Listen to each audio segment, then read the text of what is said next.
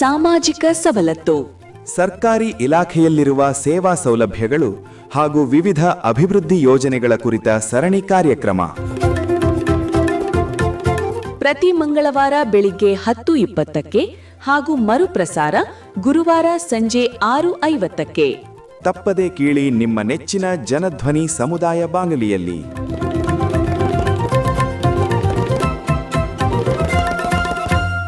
ಪ್ರೀತಿಯ ಕೇಳುಗರಿಗೆಲ್ಲ ನಮಸ್ಕಾರ. ನೀವು ಕೇಳ್ತಾ ಇದ್ದೀರಾ ಜನಧ್ವನಿ ರೇಡಿಯೋ. ಇದು 90.8 ಕಂಪನಾಂಕದಲ್ಲಿ ಸರಗೂರಿನಿಂದ ಪ್ರಸಾರವಾಗುತ್ತಿರುವ ಮೈಸೂರಿನ ಮೊಟ್ಟಮೊದಲ ಸಮುದಾಯ ರೇಡಿಯೋ. ನಾನು ನಿಮ್ಮ ರೇಡಿಯೋ ಗೆಳೆಯ ಶ್ರೀಕಾಂತ್ ಸರಗೂರು. ಎಂದಿನಂತೆ ತಮ್ಮೆಲ್ಲರಿಗೂ ಸಾಮಾಜಿಕ ಸವಲತ್ತು ಕಾರ್ಯಕ್ರಮಕ್ಕೆ ಆತ್ಮೀಯವಾದ ಸ್ವಾಗತವನ್ನು ಕೋರುತ್ತಿದ್ದೇನೆ.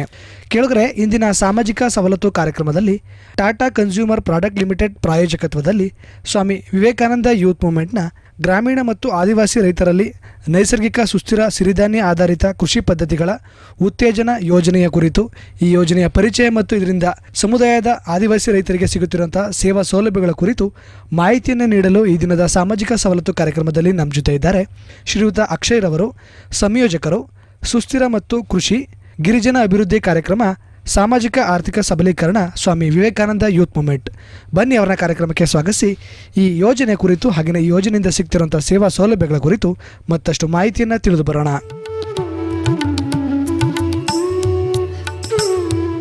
ಸರ್, ತಮಗೆ ಕಾರ್ಯಕ್ರಮಕ್ಕೆ ಆತ್ಮೀಯದ ಸ್ವಾಗತವನ್ನು ಕೋರ್ತಾ ಇದ್ದೀನಿ.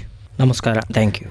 ಮೊದಲಿಗೆ ಭಾಳ ಸಂತೋಷ, ಈ ದಿನದ ನಮ್ಮ ಸಾಮಾಜಿಕ ಸವಲತ್ತು ಕಾರ್ಯಕ್ರಮದಲ್ಲಿ ಒಂದು ವಿಶೇಷ ಯೋಜನೆ ಕುರಿತು ತಾವು ಒಂದು ಮಾಹಿತಿಯನ್ನು ಹಂಚಿಕೊಳ್ಳಿಕ್ಕೆ ಬಂದಿರುವಂಥದ್ದು, ಒಂದಷ್ಟು ಗಿರಿಜನರಿಗೆ ಸಿಗ್ತಿರುವಂಥ ಕೃಷಿ ಆಧಾರಿತ ಸೇವಾ ಸೌಲಭ್ಯಗಳನ್ನು ಕುರಿತು ಒಂದಷ್ಟು ಅರಿವನ್ನು ನಮ್ಮ ಕಾರ್ಯಕ್ರಮದ ಮುಖಾಂತರ ಸಮುದಾಯದ ಆದಿವಾಸಿಗಳಿಗೆ ತಾವು ಮೂಡಿಸಲಿಕ್ಕೆ ಬಂದಿರುವಂಥದ್ದು ಭಾಳ ಖುಷಿಯ ವಿಚಾರ. ಮೊದಲನೇದಾಗಿ ಟಾಟಾ ಕನ್ಸ್ಯೂಮರ್ ಪ್ರಾಡಕ್ಟ್ ಲಿಮಿಟೆಡ್ ಕಾರ್ಯಕ್ರಮದ ಕುರಿತು, ಆ ಪ್ರಾಯೋಜಕತ್ವದಲ್ಲಿ ಜರುಗುತ್ತಿರುವಂಥ ಒಂದು ಯೋಜನೆಯ ಕುರಿತು ಒಂದು ಪರಿಚಯವನ್ನು ತಿಳಿಸ್ಕೊಡಿ, ಅದರ ಕಾರ್ಯವ್ಯಾಪ್ತಿಯನ್ನು ಕೂಡ ತಿಳಿಸ್ಕೊಡಿ. ನಾವು ಮೊದಲು ಆ ಕಾರ್ಯಕ್ರಮದ ಪರಿಚಯದಕ್ಕೆ ನಾವು ಅದರ ಬ್ಯಾಕ್ಗ್ರೌಂಡನ್ನು ನಾವು ತಿಳ್ಕೊಬೇಕಾಗುತ್ತೆ. ಅದರ ಬ್ಯಾಕ್ಗ್ರೌಂಡ್ ಬಂದು, ನಾವು 2023ನೇ ಇಸ್ವಿ United nations proposed by India, ನಮ್ಮ ಭಾರತದ ಪ್ರಸ್ತಾಪದ ಮೇರೆಗೆ 2023ನೇ ಇಸ್ವಿಯನ್ನು ಇಂಟರ್ನ್ಯಾಷನಲ್ ಇಯರ್ ಆಫ್ ಮಿಲೆಟ್ ಅಂತ ನಾವು ಅದನ್ನು ಡಿಕ್ಲೇರ್ ಮಾಡ್ತಾರೆ ಯುನೈಟೆಡ್ ನೇಷನ್ಸು. ಅದಕ್ಕೆ 70 ದೇಶಗಳು ಸಪೋರ್ಟ್ ಮಾಡುತ್ತೆ. ಅಂದರೆ ಅಂತಾರಾಷ್ಟ್ರೀಯ ಸಿರಿಧಾನ್ಯ ವರ್ಷ ಅಂತ ನಾವು 2023 ಆ ಒಂದು ಕಾಂಟೆಕ್ಸ್ಟಲ್ಲಿ ಬಂದಂಥ ಪ್ರಾಜೆಕ್ಟು. ಆ ಕಾಂಟೆಕ್ಸ್ಟಲ್ಲಿ ಆ ಒಂದು ಇಂಟರ್ನ್ಯಾಷನಲ್ ಇಯರ್ ಆಫ್ ಮಿಲೆಟ್ ಅಂತ ಯಾಕೆ ಅದನ್ನು ಮಾಡಿದ್ರು ಅಂತ ಅಂದರೆ, ಅದು ಸಣ್ಣ ಈ ತೃಣಧಾನ್ಯ ಅಂತಂತ ಏನು ಕರೆಯಲ್ಪಡ್ತಿತ್ತು ಆವಾಗಿನ ಕಾಲದಲ್ಲಿ, ಏನು ಬಡವರ ಒಂದು ಆಹಾರ ಅಂತ ಕರೆಯಲ್ಪಡ್ತಿತ್ತು, ಅದರ ಹೆಲ್ತ್ ಬೆನಿಫಿಟ್ಸು ಮತ್ತು ಅದರ ಸುಸ್ಥಿರ ಕೃಷಿಯನ್ನು ಜನಗಳಿಗೆ ತಿಳಿಸ್ಕೊಡ್ಬೇಕು ಅನ್ನುವಂಥದ್ದು. ಎರಡನೇದು ಗ್ಲೋಬಲ್ ಫುಡ್ ಸೆಕ್ಯೂರಿಟಿ. ಈಗ ನಾವು ನಮ್ಮ ಪಾಪ್ಯುಲೇಷನ್ ಎಕ್ಸ್ಪ್ಲೋಷನ್ ಸ್ಟೇಟಲ್ಲಿ ನಾವಿದ್ದೀವಿ ಅಂತಂದರೆ, ನಮ್ಮದು ಅಂತಾರಾಷ್ಟ್ರೀಯವಾಗಿ ಗ್ಲೋಬಲ್ ಪಾಪ್ಯುಲೇಷನ್ ಈಗ ರೈಸ್ ಆಗ್ತಾ ಇದೆ. ಅಷ್ಟು ಮತ್ತು ನಾವು ಕೃಷಿ ಆಧಾರಿತ ಭೂಮಿ ಸಂಖ್ಯೆ ಕಡಿಮೆ ಆಗ್ತಾ ಬರ್ತಾ ಇದೆ. ಈ ಒಂದು ಕ್ಷಣದಲ್ಲಿ ನಾವು ನ್ಯೂಟ್ರಿಯೆಂಟ್ ರಿಚ್ ಫುಡ್ಡನ್ನು ನಾವು ಜಾಸ್ತಿ ತಗೋಬೇಕಾಗುತ್ತೆ. ಈಗ ಎಲ್ಲರೂ ಮಾಂಸನೇ ತಿನ್ನೋಕ್ಕಾಗಲ್ಲ. ಹೌದು, ಮಾಂಸದಿಂದ ನಮಗೆ ಉದಾಹರಣೆಗೆ ಅದು ಮೀಥೇನ್ ಜನ್ರೇಟ್ ಮಾಡಿ ನಾಳೆ ದಿನ ಈಗ ನಾವು ಗ್ಲೋಬಲ್ ವಾರ್ಮಿಂಗ್ ನಾವು ಫೇಸ್ ಮಾಡ್ತಾ ಇದ್ವಿ, ಭೂಮಿಯ ತಾಪಮಾನ ಏರಿಕೆ, ಮಾಂಸ ಸೇವನೆ ಕೂಡ ಅದಕ್ಕೆ ಒಂದು ಸಪೋರ್ಟನ್ನು ಮಾಡುತ್ತೆ. ಅದಕ್ಕೆ ನಮಗೆ ಉತ್ತಮವಾದ ಫುಡ್, ನ್ಯೂಟ್ರಿಷನಲ್ಲಿ ರಿಚ್ ಫುಡ್ಡು ಅಂತಂತಂದರೆ ಯಾವುದು ಅಂತಂತ ಕಂಡು ಬಂದಾಗ ಸಿರಿಧಾನ್ಯಗಳು ಅನ್ನುವಂಥದ್ದು ಎರಡನೇದಾದರೆ, ಮೂರನೇದು ಒಂದು ಸಸ್ಟೈನಬಲ್ ಮಾರ್ಕೆಟ್ ಅಪರ್ಚುನಿಟೀಸ್ ಅಂತ, ಸುಸ್ಥಿರ ಮಾರುಕಟ್ಟೆಯನ್ನು ಸಣ್ಣ ಇಳುವರಿದಾರರಿಗೆ ತೊಡಗಿಸ್ಕೊಡುವಂಥದ್ದು. ಅದರಲ್ಲೂ ಟ್ರೈಬಲ್ ಜನತೆಗಳಿಗೆ, ನಾವು ಏನು ಆದಿವಾಸಿಗಳು ಅಂತ ಕರಿತೀವಿ ಆ ಜನತೆಗೆ ನಾವು ಇದನ್ನು ಕೊಡುವಂಥದ್ದು. ಯಾಕೆ ಅಂತಂದರೆ ಅವರೆಲ್ಲ ಸಣ್ಣ ಇಳುವರಿದಾರರು. ಹೌದು, ಮತ್ತು ನಿಮಗೂ ಕೂಡ ಅದು ಗಮನಕ್ಕೆ ಬಂದಿದೆ, ಅವ್ರ ಹತ್ರ RTC ಇರಲ್ಲ, ಅವ್ರ ಹತ್ರ ಉತ್ತಮವಾದ ನೀರಾವರಿ ಫೆಸಿಲಿಟೀಸ್ ಇರಲ್ಲ. ಯಾಕೆಂದರೆ RTC ಇಲ್ಲದೆ ಇರೋದು ಕೂಡ ಒಂದು ಕಾರಣ, ಅವರಿಗೆ ನೀರಾವರಿ ಫೆಸಿಲಿಟಿ ಇಲ್ಲದೆ ಇರುವಂಥದ್ದು. ಹಾಗಾಗಿ ಅಲ್ಲಿ ಕ್ಲೈಮೇಟ್ ರೆಸಿಲಿಯನ್ಸ್ ಅಂತ ಬರುತ್ತೆ. ಅಂತಂದರೆ ನಾವು ಅತಿ ಹೆಚ್ಚು ಬಿಸಿಲನ್ನು ಕೂಡ ಎಕ್ಸ್ಪೀರಿಯೆನ್ಸ್ ಮಾಡ್ತೀವಿ, ಅತಿ ಹೆಚ್ಚು ಮಳೆಯನ್ನು ಕೂಡ ಎಕ್ಸ್ಪೀರಿಯೆನ್ಸ್ ಮಾಡ್ತೀವಿ. ಈ ಕ್ಲೈಮೇಟ್, ಈ ಥರ ಒಂದು ಹವಾಮಾನ ಮತ್ತು ವಾಯುಗುಣಕ್ಕೆ ಹೊಂದಿಕೊಂಡು ಹೋಗಬಲ್ಲ ಒಂದು ಕೆಪಾಸಿಟಿ ಇದೆ ಅಂತಂದರೆ ಅದು ಸಿರಿಧಾನ್ಯಗಳಿಗೆ. ಈ ಒಂದು ಬ್ಯಾಕ್ಗ್ರೌಂಡಲ್ಲಿ ಈ ಪುವರ್ ಮ್ಯಾನ್ಸ್ ಗ್ರೈನ್ ಅಂತ ಆವಾಗ ಕರೆಯಲ್ಪಡ್ತಿತ್ತು. ಆದರೆ ಇವಾಗ ಅವರು ಸಿರಿವಂತರು ಅದರದ್ದು ನ್ಯೂಟ್ರಿಷನಲ್ ಬೆನಿಫಿಟ್ಸನ್ನು ನೋಡಿಬಿಟ್ಟು ಇವಾಗ ಅದನ್ನು ಸಿರಿಧಾನ್ಯ ಅಂತಂತ ನಾವು ಏನು ಕರೀತಾ ಇದ್ದೀವಿ ಅದನ್ನು ಮೇನ್ ಸ್ಟ್ರೀಮಿಗೆ ತರೋವಂಥದ್ದು ಅದರ ಇಂಟರ್ನ್ಯಾಷನಲ್ ಇಯರ್ ಆಫ್ ಮಿಲೆಟ್ ಅದರ ಒಂದು ಉದ್ದೇಶ ಆಗಿರುತ್ತೆ. ಸೊ ನಾವು ಇದರ ಕಾರ್ಯವ್ಯಾಪ್ತಿ ಬಂದು ಹೆಗ್ಗಡದೇವನಕೋಟೆ ಮತ್ತು ಈ ಸರಗೂರು ತಾಲೂಕಿನಲ್ಲಿ ಪ್ರತಿಯೊಂದು ಹಳ್ಳಿಗಳು ಅದರಲ್ಲೂ ಹಾಡಿಗಳನ್ನು ನಾವು ಮೇಯ್ನಾಗಿ ಇದರಲ್ಲಿ ಫೋಕಸ್ ಮಾಡಿರುವಂಥದ್ದು. ನಿಮ್ಗೆ ಗೊತ್ತಿರ್ಬೋದು ಆಡಿ ಜನತೆಯ ನ್ಯೂಟ್ರಿಷನಲ್ ಸ್ಟೇಟಸ್ ಇವತ್ತಿನ ಕಾಲದಲ್ಲಿ ನಮ್ಮ ಜೇನು ಕುರುಬ ಕಮ್ಯುನಿಟಿಯದ ನ್ಯೂಟ್ರಿಷನಲ್ ಸ್ಟೇಟಸ್ ಯಾವ ಮಟ್ಟದಲ್ಲಿದೆ ಅಂತಂತ ನಿಮ್ಗೆ ಅದು ಅರಿವಲ್ಲಿದೆ. ಸೊ ಅವರ ಒಂದು ಇದನ್ನು ನಾವು ಮೇನ್ ಸ್ಟ್ರೀಮಿಗೆ ತಂತಂದರೆ ಅವರ ಒಂದು ಆರೋಗ್ಯದಲ್ಲಿ ಅದು ಉತ್ತಮವಾದ ಪರಿಣಾಮ ಬೀರಬಹುದು ಅನ್ನುವಂಥದ್ದು. ಮತ್ತು ನಮ್ಮಲ್ಲೂ ಕೂಡ ಇರುವಂಥವ್ರು ಎಲ್ಲ ಸ್ಮಾಲ್ ಲ್ಯಾಂಡ್ ಹೋಲ್ಡರ್ಸು ಅವ್ರಿಗೆ ಕ್ಲೈಮೇಟ್ ರೆಸಿಲಿಯೆಂಟ್ ಕ್ರಾಪನ್ನು ಪರಿಚಯ ಮಾಡಬೇಕು. ಈ ಹವಾಮಾನಕ್ಕೆ ಹೊಂದಿಕೊಂಡು ಹೋಗುವಂತಹ ಕೃಷಿಯನ್ನು ನಾವು ಅವ್ರಿಗೆ ಪರಿಚಯ ಮಾಡಿಸ್ಬೇಕು ಅನ್ನೋದು ಎರಡನೇದಾದರೆ, ಇಲ್ಲಿ ಮತ್ತೊಂದು ತುಂಬ ಇಂಪಾರ್ಟೆಂಟ್ ಪಾಯಿಂಟ್ ಅಂತಂದರೆ ರೋಲ್ ಆಫ್ ಮಿಡಲ್ ಮ್ಯಾನ್ ಅಂತ ಬರುತ್ತೆ. ಅಂದರೆ ಮಧ್ಯವರ್ತಿಗಳು, ನಾವು ರೈತರು ಯಾವುದೇ ಬೆಳೆಯನ್ನು ಬೆಳೆದ್ರೆ ಅಲ್ಲಿ ಮಧ್ಯವರ್ತಿಗಳ ಕಾಟ ಇವತ್ತಿನ ಕಾಲದಲ್ಲಿ ಜಾಸ್ತಿ ಇದೆ. ಆ ಒಂದು ಕಾಟವನ್ನು ಈ ಸುಸ್ಥಿರ ಮಾರುಕಟ್ಟೆಯ ಸರಪಳಿ ಕ್ರಿಯೇಟ್ ಮಾಡೋದ್ರ ಮುಖಾಂತರ ಅದನ್ನು ನಾವು ತಡೆಗಟ್ಟಬೇಕು ಅನ್ನುವಂತಹ ಉದ್ದೇಶ ಈ ಕಾರ್ಯಕ್ರಮದಾಗಿರುತ್ತೆ. ಹಾಗಿದ್ರೆ ಈ ಯೋಜನೆಯ ಸೇವೆಗಳಿಗೆ ಒಳಪಡುವಂತಹ ಅರ್ಹ ಫಲಾನುಭವಿಗಳು ಯಾರ್ಯಾರು, ಏನಾದರೂ ಮಾನದಂಡಗಳಿದೆಯಾ? ಹೌದು, ಖಂಡಿತ. ಪ್ರತಿಯೊಂದು ಯೋಜನೆ ನಾವು ಎಫೆಕ್ಟಿವ್ ಆಗಿ ಮುನ್ನಡಿಬೇಕು ಅಂತಂದರೆ ಅದಕ್ಕೆ ಕೆಲವೊಂದು ಮಾನದಂಡಗಳನ್ನು ನಾವು ಇಟ್ಕೋಬೇಕಾಗುತ್ತೆ. ಅದರಲ್ಲಿ ಮೊದಲನೇ ಮಾನದಂಡ ಅಂತ ಅಂದರೆ ಅವನು ಈ ಒಂದು ಕಾರ್ಯಕ್ರಮಕ್ಕೆ ಪಾರ್ಟಿಸಿಪೇಟ್ ಮಾಡೋಕ್ಕೆ ಪೂರ್ಣ ವಿಲ್ಲಿಂಗ್ನೆಸ್ ಅಂತ ಏನು ಕರಿತೀವಿ ಅದು ಇರಬೇಕು ಮೊದಲನೇದಾಗಿ. ಎರಡನೇದಾಗಿ ಅವರು 3 ಎಕರೆಗಿಂತ ಕಡಿಮೆ ಕೃಷಿ ಭೂಮಿಯನ್ನು ಒಳಪಟ್ಟಿರಬೇಕು. ಮತ್ತು ಅವರು ಟ್ರೈಬಲ್ ಆಗಿದ್ದರೆ ನಾವು ಇನ್ನೂ ಉತ್ತಮವಾಗಿ ಅವ್ರನ್ನ ಸ್ವಾಗತಿಸ್ತೀವಿ. ರೂರಲ್ ಆಗಿರ್ಬೋದು, ಅವರು ಯಾವುದೇ ಕಮ್ಯುನಿಟಿಗೆ ಒಳಪಡಬಹುದು. ಅದರಲ್ಲೂ ನಮ್ಮ ಮೇನ್ ಫೋಕಸ್ ಬಂದು ಗಿರಿಜನರಾಗಿರ್ತಾರೆ. ಮತ್ತು ಅವರಿಗೆ ಸುಸ್ಥಿರ ನ್ಯಾಚುರಲ್ ಫಾರ್ಮಿಂಗ್ ಅಂತ ನಾವು ಕರಿತೀವಿ, ನೈಸರ್ಗಿಕ ಕೃಷಿ, ಅದರ ಮೇಲೆ ಅವರು ಒಲವನ್ನು ಬೆಳೆಸ್ಕೊಂಡಿರಬೇಕು. ಬೆಳೆಸ್ಕೊಂಡಿಲ್ಲ ಅಂತಂದ್ರೂ ಕೂಡ ನೈಸರ್ಗಿಕ ಕೃಷಿಯನ್ನು ಮಾಡೋದಕ್ಕೆ ಅವರಿಗೆ ಆಸಕ್ತಿ ಇರಬೇಕು. ಮತ್ತು ಅವರು ಸೈಂಟಿಫಿಕ್ ಮೆಥಡ್ ಅಂತ ವೈಜ್ಞಾನಿಕ ಪದ್ಧತಿಗಳನ್ನು ಅಳವಡಿಸ್ಕೋಬೇಕು, ತಮ್ಮನ್ನು ತಾವು ತೊಡಗಿಸ್ಕೊಳ್ಳುವಂಥವ್ರಾಗಿರಬೇಕು. ವೈಜ್ಞಾನಿಕ ಕೃಷಿ ಪದ್ಧತಿಗಳನ್ನು ಅಳವಡಿಸ್ಕೊಳ್ಳುವಂತಹ ಒಂದು ಇಂಟ್ರೆಸ್ಟನ್ನು ತೋರಿಸಿರಬೇಕು. ಮತ್ತು ಅವ್ರ ಹತ್ರ ಕೆಲವೊಂದು ಹಸು ದನ ಕರುಗಳು ಯಾವುದಾದ್ರೂ ಒಂದು ಇದ್ದರೆ ಒಳ್ಳೆಯದು ಅಂತ ನಾವು ಭಾವಿಸ್ತೀವಿ. ಇಷ್ಟು ಮಾನದಂಡಗಳನ್ನು ನಾವು ಇಟ್ಕೊಂಡಿದ್ದೀವಿ.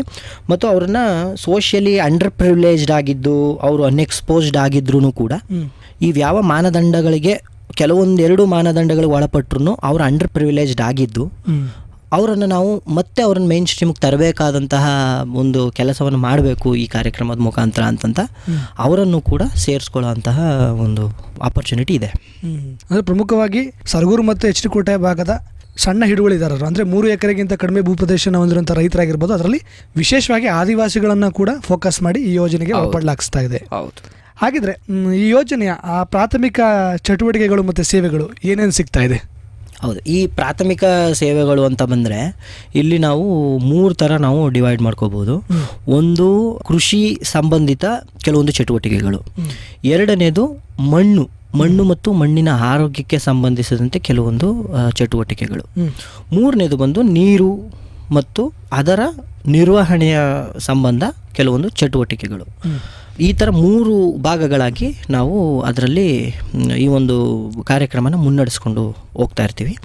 ಅದರಲ್ಲಿ ಮೊದಲನೇದಾಗಿ ಕೃಷಿಗೆ ಸಂಬಂಧಿಸಿದಂತೆ ಕೆಲವೊಂದು ಕಾರ್ಯಕ್ರಮಗಳನ್ನು ನಾವು ಮಾಡ್ತೀವಿ.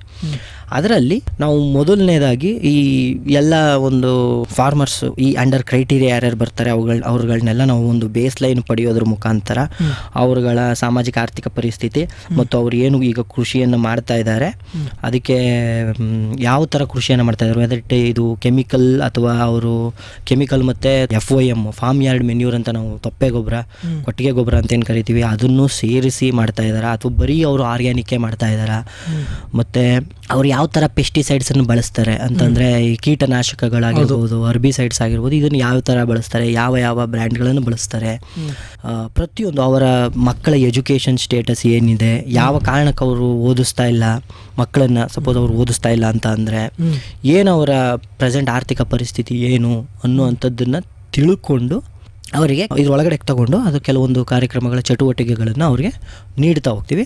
ಅದರಲ್ಲಿ ಮೊದಲನೇದಾಗಿ ನಾವು ಗಾಂಧಿ ಕೃಷಿ ವಿಜ್ಞಾನ ಕೇಂದ್ರ ಬೆಂಗಳೂರು ಮತ್ತು ಕೃಷಿ ವಿಜ್ಞಾನ ಕೇಂದ್ರ ಸುತ್ತೂರು ಮತ್ತು ಚಾಮರಾಜನಗರ KVK ಮತ್ತು ಇಲ್ಲಿ ಲೋಕಲ್ ನಮ್ಮ ಯಾವ ರೈತ ಸಂಪರ್ಕ ಕೇಂದ್ರ ಮತ್ತು ನಮ್ಮ ಕೃಷಿ ಇಲಾಖೆಗಳು ಅವರ ಎಲ್ಲ ಸಪೋರ್ಟನ್ನು ನಾವು ತಗೊಂಡು ಕೆಲವೊಂದು ಸೈಂಟಿಫಿಕ್ ಸೆಷನ್ಗಳನ್ನು ಅವ್ರಿಗೆ ಮೊದಲನೇದಾಗಿ ಅರೇಂಜ್ ಮಾಡ್ತಾ ಹೋಗ್ತೀವಿ.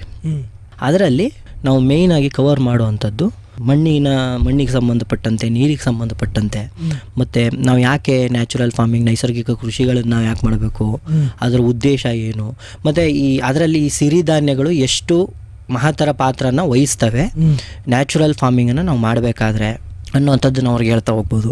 ಮತ್ತು ಎಕ್ಸ್ಪೋಜರ್ ವಿಸಿಟ್ ಅಂತಂತ ಕ್ಷೇತ್ರ ಭೇಟಿಗಳು ಅಂತಂತ ನಾವು ಮಾಡಿಸ್ತೀವಿ. ಎಲ್ಲಿಗೆ? ಕೃಷಿ ವಿಜ್ಞಾನ ಕೇಂದ್ರಗಳಿಗೆ. ಮತ್ತು ಯಾವುದಾದ್ರೂ ಒಬ್ಬ ರೈತ ತುಂಬ ಒಳ್ಳೆ ಪ್ರಾಕ್ಟೀಸ್ಗಳನ್ನು ಮಾಡ್ತಾ ಇದ್ದಾನೆ ಅಂತಂದರೆ ಅವ್ರ ಹತ್ರಕ್ಕೆ ನಾವು ಇಲ್ಲಿನ ನಮ್ಮ ಇಂಟ್ರೆಸ್ಟ್ ಇರುವಂತಹ ಕೆಲವೊಬ್ಬರು ಫಾರ್ಮರ್ಗಳನ್ನು ಸೆಲೆಕ್ಟ್ ಮಾಡಿ ಅಲ್ಲಿ ಕರ್ಕೊಂಡು ಹೋಗೋದಾಗಿರ್ಬೋದು. ಮತ್ತು ಕೃಷಿ ವಿಜ್ಞಾನ ಕೇಂದ್ರಗಳಲ್ಲಿ ಡೆಮಾನ್ಸ್ಟ್ರೇಷನ್ ಪ್ಲಾಟ್ಸ್ ಅಂತಂತ ಏನು ಮಾಡ್ತಾರೆ.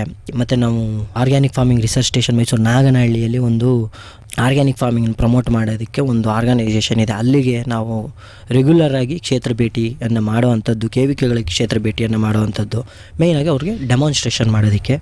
ಮತ್ತು ಗೊಬ್ಬರ ಗೋಡುಗಳ ಬಗ್ಗೆ ಅವರಿಗೆ ಮಾಹಿತಿಯನ್ನು ಸೈಂಟಿಫಿಕ್ ಸೆಷನ್ ಮತ್ತು ಎಕ್ಸ್ಪೋಜರ್ ವಿಸಿಟ್ಗಳ ಮುಖಾಂತರ ಅವರಿಗೆ ನೀಡುವಂಥದ್ದು, ಮತ್ತು ಉತ್ತಮ ಬೀಜಗಳನ್ನು ಬಳಸುವಂಥದ್ದು, ಮತ್ತು ಅದನ್ನು ಹೇಗೆ ಸೆಲೆಕ್ಟ್ ಮಾಡಬೇಕು, ಬಿತ್ತನೆಗೆ ಮುನ್ನ ಅದರಲ್ಲಿ ಜಳ್ಳು ಅಂತಂತ ಏನು ಕರಿತೀವಿ, ಜಳ್ಳನ್ನು ಹೆಂಗೆ ಗುರುತಿಸ್ಕೋಬೇಕು, ಯಾವುದನ್ನು ಹಾಕಿದ್ರೆ ಉತ್ತಮ, ಯಾವ ಟೈಮಲ್ಲಿ ಹಾಕಿದ್ರೆ ಉತ್ತಮ ಅನ್ನುವಂಥದ್ದು. ಮತ್ತು ನಾವು ಗಾಂಧಿ ಕೃಷಿ ವಿಜ್ಞಾನ ಕೇಂದ್ರ ಅವ್ರಗಳ ಸಪೋರ್ಟ್, ಅವ್ರಗಳ ಟ್ರೈಬಲ್ಲು ಬುಡಕಟ್ಟು ಉಪಯೋಜನೆ ಅಡಿಯಲ್ಲಿ ನಾವು ಅಲ್ಲೊಂದಷ್ಟು ಬಿತ್ತನೆ ಬೀಜಗಳನ್ನು, ಉತ್ತಮ ಬಿತ್ತನೆ ಬೀಜಗಳನ್ನು ತಗೊಂಡು ಬಂದು ನಮ್ಮ ರೈತರುಗಳಿಗೆ ನೀಡಿದ್ದೀವಿ. ಈ ವರ್ಷ ನಾವು 25 ಲಕ್ಷಕ್ಕೂ ಹೆಚ್ಚು ಕೃಷಿ ಸಲಕರಣೆಗಳು ಮತ್ತು ಬಿತ್ತನೆ ಬೀಜಗಳನ್ನು ಬುಡಕಟ್ಟು ಉಪಯೋಜನೆ ಅಡಿಯಲ್ಲಿ ನಾವು GKVKಯಿಂದ ಸಪೋರ್ಟನ್ನು ನಾವು ಪಡೆದಿರ್ತೀವಿ.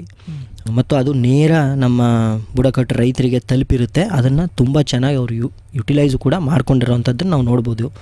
ಮತ್ತು ಬೀಜೋಪಚಾರ ಅಂತ, ಸೀಡ್ ಟ್ರೀಟ್ಮೆಂಟ್ ಅಂತ ಕರಿತೀವಿ. ಯಾವ ಥರ ಸೀಡ್ ಟ್ರೀಟ್ಮೆಂಟ್ ಮಾಡಬೇಕು ಅಂದರೆ ಅದು ಭೂಮಿಗೆ ಬಿದ್ದ ತಕ್ಷಣ ಅದು ಅಲ್ಲಿ ಮೊಳಕೆ ಒಡೆಯೋ ಪಾಸಿಬಿಲಿಟೀಸ್ನ ಒಂದು 80-90-100% ಹೆಂಗೆ ಏರಿಸ್ಕೋಬೋದು ನಾವು. ಎಲ್ಲಿ ಅದು ಹುಟ್ಟದೇನೆ ಇದ್ದರೆ ಮತ್ತೆ ಅವ್ನಿಗೆಲ್ಲ ಕಾಸ್ಟ್ ಅಲ್ಲಿ ವೇಸ್ಟ್ ಆಗಿಬಿಡುತ್ತೆ. ಏನು ಟ್ರ್ಯಾಕ್ಟರ್ ಓಡಿಸ್ತಾ ಏನು ಮಾಡೋದು ಎಲ್ಲ ವೇಸ್ಟ್ ಆಗಿಬಿಡುತ್ತೆ. ಅದು 80-100%ವರೆಗೆ ರೀಚ್ ಆಗಬೇಕು ಅನ್ನೋವಂಥದ್ದಕ್ಕೆ ನಾವು ಈ ಬೀಜೋಪಚಾರ ಹೆಂಗೆ ಮಾಡ್ಕೋಬೇಕು ಅನ್ನೋವಂಥದ್ದನ್ನು ನಾವು ನೋಡ್ತೀವಿ ಈ ಒಂದು ಇದ್ರ ಮುಖಾಂತರ. ಮತ್ತು ಒಂದು ಕ್ರಿಟಿಕಲ್ ಮಾನಿಟರಿಂಗ್ ಅಂತಂತ ಪ್ರತಿಯೊಂದು ಹಂತದಲ್ಲೂ ಅವರ ಬೆಳೆಯನ್ನು ನಾವು ಕಣ್ಣಿಟ್ಟಿರುವಂಥದ್ದು. ಪ್ರತಿಯೊಂದು ಹಂತದಲ್ಲೂ ಈಗ ಬಿತ್ತನೆ ಬೀಜದಿಂದ ಹಿಡಿದು ಹಾರ್ವೆಸ್ಟಿಂಗ್ ಅಲ್ಲದೆ ಅಲ್ಲಿಂದ ಇನ್ನೊಂದು ಫೇಸ್ ಸ್ಟಾರ್ಟ್ ಆಗುತ್ತೆ.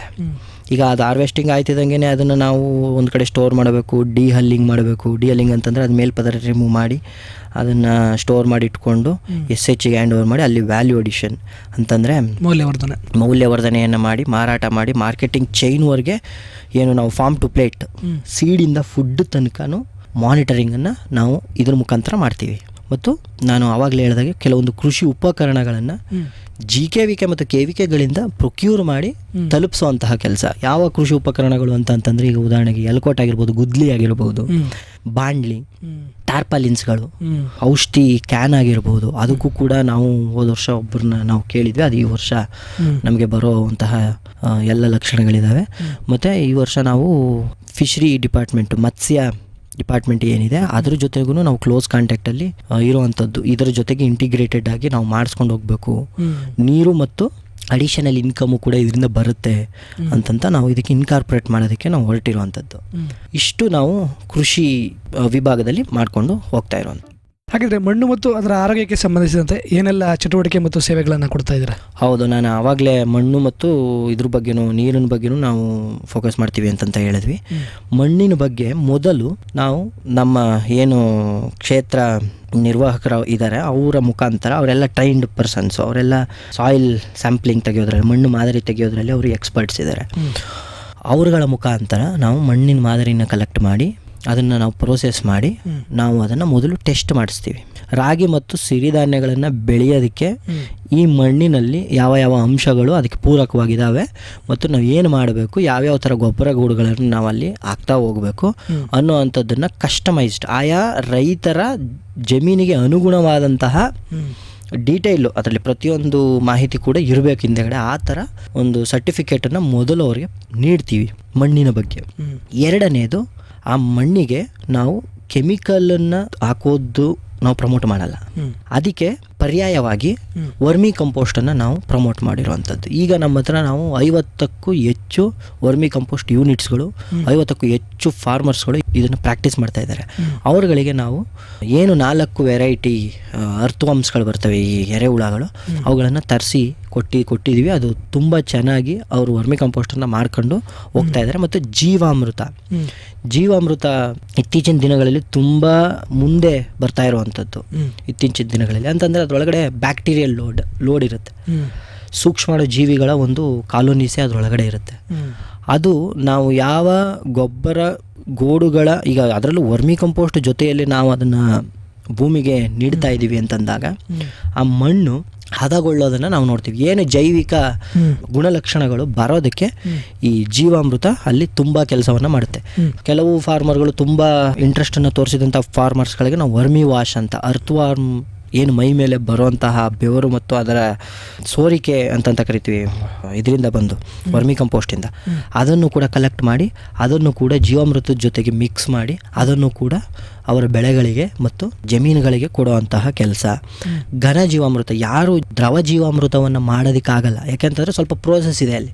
ನಾವು ಡೈಲಿ ಅದನ್ನು ಬೆಳಿಗ್ಗೆ ಮತ್ತು ಸಂಜೆ ಸ್ಟಿರ್ ಮಾಡಬೇಕು, ಅಂದರೆ ಹಿಂಗೆ ಆಡಿಸ್ಬೇಕು ಕಡ್ಡಿನ, ಇದೆಲ್ಲ ಪ್ರೋಸೆಸ್ ಇರುತ್ತೆ. ಅದರಲ್ಲಿ ಅಂಥ ರೈತರುಗಳಿಗೆ ಘನ ಜೀವಾಮೃತ ಅದನ್ನು ಸುಮಾರು ಒಂದು 3-4 ತಿಂಗಳು ತನಕ ನಾವು ಅದನ್ನು ಇಟ್ಕೋಬೋದು. ತಪ್ಪೆ ಮುದ್ದೆಯನ್ನು ಮಾಡಿ ಕೆಲವೊಂದು ಇಂಗ್ರೀಡಿಯೆಂಟ್ಸನ್ನು ಅಲ್ಲಿ ಆ್ಯಡ್ ಮಾಡಿ ಅದನ್ನು ಇಟ್ಕೊಂಡು ಅದನ್ನು ವರ್ಮಿ ಕಂಪೋಸ್ಟ್ ಜೊತೆ ಮಿಕ್ಸ್ ಮಾಡಿ ಹಾಕುವಂಥದ್ದಾಗಿರ್ಬೋದು.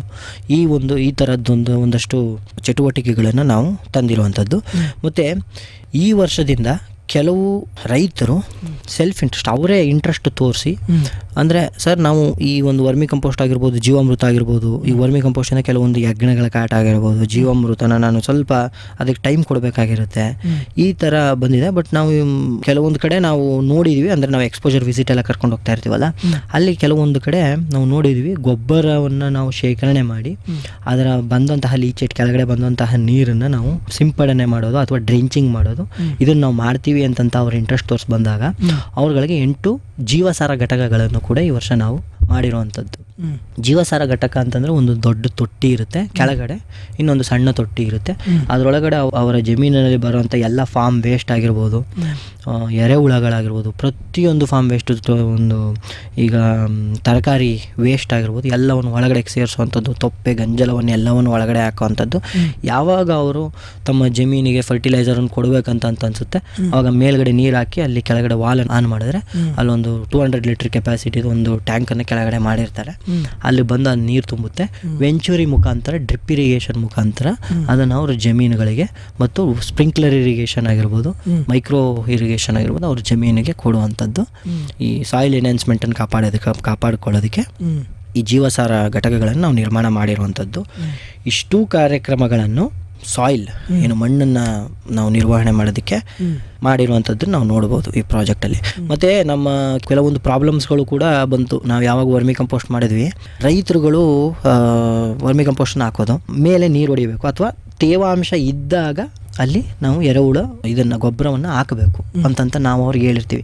ನೀವು ಎಷ್ಟೇ ಹೇಳಿದ್ರು ಕೆಲವೊಬ್ಬರು ಅವರ ಇದನ್ನು ಪಾಲನೆ ಮಾಡ್ತಾನೇ ಇರ್ತಾರೆ. ಅವ್ರು ಏನು ಅವಾಗಿಂದ ಪಾಲನೆ ಮಾಡ್ಕೊಂಡು ಬಂದಿರ್ತೀವಿ, ಏನಾಗುತ್ತೆ ಸರ್ ಅಂತಂತ ಹಾಕೊಂಡು ಬರೋವಂಥದ್ದು. ಇದನ್ನು ನಾವು ತಡೆಗಟ್ಟಬೇಕು ಅಂತಂದರೆ ಎಲ್ಲೋ ಒಂದು ಕಡೆ ನಮಗೆ ಜೀವಸಾರ ಘಟಕ ಅಂದರೆ ಲಿಕ್ವಿಡ್ ಫರ್ಟಿಲೈಸರನ್ನು ಮಾಡಿ ಕೊಡುವಂಥದ್ದು ತುಂಬ ಅನುಕೂಲವಾಗಿರುತ್ತೆ ಅಂತ ಅಂದ್ಬಿಟ್ಟು ಅದನ್ನು ಕೂಡ ಈ ಒಂದು ಪ್ರಾಜೆಕ್ಟ್ನ ಮುಖಾಂತರ ಈಗ ಇಂಟ್ರೊಡ್ಯೂಸ್ ಮಾಡಿರೋವಂಥದ್ದು.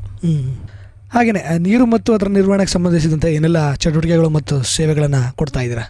ನೀರು ನಿರ್ವಹಣೆಗೆ ನಮಗೆ ಈ ಒಂದು ಯೋಜನೆಯಲ್ಲಿ ನಾವು ಬೇಸ್ ಲೈನ್ ತಗೊಂಡು ಮೂವ್ ಆದಾಗ ನಮಗೆ 48% ರೈತರಲ್ಲಿ ನೀರಾವರಿ ಇದೆ, 52% ರೈತರಲ್ಲಿ ನೀರಾವರಿ ಸಮಸ್ಯೆ ಇದೆ, ಅಂದರೆ ನೀರಾವರಿ ಇಲ್ಲವೇ ಇಲ್ಲ ಅನ್ನುವಂಥದ್ದು ನಮಗೆ ಗೊತ್ತಾಯಿತು. ಇದಕ್ಕೆ ಮೇನ್ ಕಾರಣ ಏನಪ್ಪ ಅಂತಂತಂದರೆ RTC ಎಷ್ಟೋ ನಮ್ಮ ಟ್ರೈಬಲ್ ಜನಗಳ ನಮ್ಮ ಒಂದು ಬೇಸ್ಲೈನ್ ಸರ್ವೆ ಪ್ರಕಾರ 75 ಭಾಗ ಎಲ್ಲ ಜನಗಳ ಹತ್ರ RTC ಇದೆ. ಆದರೆ ಅದು ಎಲ್ಲ ಅವರ ತಾತ ಅಥವಾ ಅವರ ಮುತ್ತಾತನ ಹೆಸರಲ್ಲಿ ಇರುವಂಥದ್ದು, ಅದು ಚೇಂಜ್ ಆಗಿಲ್ಲ. ಆ ಕರೆಕ್ಷನ್ ಮಾಡಿಸೋದಕ್ಕೆ ನಾವು ತುಂಬ ಪ್ರಯತ್ನಗಳನ್ನು, ಯಾಕೆಂತಂದರೆ ಅವ್ರ ತಾತಂದು ಡೆತ್ ಸರ್ಟಿಫಿಕೇಟ್ ಇದೆಯಾ ಅಂತ ಕೇಳಿದ್ರೆ ಅವ್ರ ಡೆತ್ ಸರ್ಟಿಫಿಕೇಟ್ ಇಲ್ಲ, ಅವ್ರು ಇದ್ರು ಅನ್ನೋದಕ್ಕೆ ಆಧಾರ ಇಲ್ಲ ಇವತ್ತು. ಈಗ ಅದನ್ನು ನಾವು ಚೇಂಜ್ ಮಾಡಿಸೋದಕ್ಕೆ ತುಂಬ ಕಷ್ಟವಾದಂಥ ಪರಿಸ್ಥಿತಿಗೆ ನಾವು ಬಂದು ನಿಂತಿರೋದ್ರಿಂದ ನಾವು ಈ ಇರಿಗೇಷನ್ ಫೆಸಿಲಿಟೀಸ್ನ ಅಂದರೆ ನಾವು ಕಮ್ಯುನಿಟಿ ಆಧಾರಿತ ಗುಂಪು ನೀರಾವರಿ ಪದ್ಧತಿಗಳನ್ನು ಮಾಡುವಂಥದ್ದು ಈ ಮುಖಾಂತರ ಪ್ರಮೋಟ್ ಮಾಡಿರುವಂಥದ್ದು. ಮತ್ತು ಯಾರಿಗೆ RTC ಇಲ್ಲ, RTC ಇರೋರಿಗೆ ನಾವು ನಮ್ಮ ಕೃಷಿ ಇಲಾಖೆಗೆ ಅವ್ರನ್ನ ಟ್ಯಾಗ್ ಮಾಡಿ ಅಲ್ಲಿ ಏನು ಸಬ್ಸಿಡಿ ದರದಲ್ಲಿ ಏನು ಸಿಗುತ್ತೆ ಅದನ್ನು ನೀವು ತಗೊಳ್ಳಿ ಅಂತಂತ ಹೇಳ್ಬಿಟ್ಟು RTC ಇಲ್ಲೇದವ್ರಿಗೆ ಒಂದು ನಮ್ಮ ಕೈಲಾದಷ್ಟು ಮಿನಿಮಮ್ ಸಪೋರ್ಟ್ ಅಂದರೆ 4 ಜೆಟ್ಟು, ಒಂದು 30 ಪೈಪ್ಗಳನ್ನು ಮತ್ತು ಗುಂಪು ನೀರಾವರಿ ಪದ್ಧತಿಯನ್ನು, ಒಂದು ಬೋರ್ವೆಲ್ಲನ್ನು ಮಾಡಿಕೊಟ್ಟು ಅವರು ಒಂದು 8 ಜನ 10 ಜನ ರೈತರು ಮಾಡುವಂಥದ್ದು. ಮತ್ತು ಚೆಕ್ ಡ್ಯಾಮ್ಗಳು, ಅಲ್ಲಿ ಅಕ್ಕಪಕ್ಕ ಇರುವಂತಹ ಚೆಕ್ ಡ್ಯಾಮ್ಗಳು, ಏನೊಂದು ನದಿ ಸ್ಟ್ರೀಮ್ಸ್ ಹರಿತಾ ಇರುತ್ತೆ ಅಲ್ಲಿ ಕೆಲವೊಂದು ಕಡೆ ಎಕ್ಸಿಸ್ಟಿಂಗ್ ಚೆಕ್ ಡ್ಯಾಮ್ಗಳಿದ್ದಾವೆ, ಅದನ್ನು ರೀಸ್ಟೋರ್ ಮಾಡುವಂಥದ್ದು, ನೀರಿನಲ್ಲಿ ಇಟ್ಟು ಅಲ್ಲಿಂದ ನಮ್ಮ ಗೌರ್ಮೆಂಟ್ ಇದರಿಂದ ಏನು ಕೃಷಿ ಇಲಾಖೆಯಿಂದ ಸಿಗ್ತಾ ಇರುವಂತಹ ಡೀಸೆಲ್ ಮೋಟಾರ್ಸ್ಗಳನ್ನು ಅವ್ರಿಗೆ ಪ್ರೊವೈಡ್ ಮಾಡಿ ಅಲ್ಲಿಂದ ನೀರನ್ನ ಅವರು ಎತ್ತಿ ಹೊಡೆಯುವಂಥದ್ದಾಗಿರ್ಬೋದು. ಈ ಥರ ಕೆಲವೊಂದು ನೀರಾವರಿ ಫೆಸಿಲಿಟೀಸ್ನ ಅವ್ರಿಗೆ ಪ್ರೊವೈಡ್ ಮಾಡಿಕೊಟ್ಟಿರುವಂಥದ್ದು.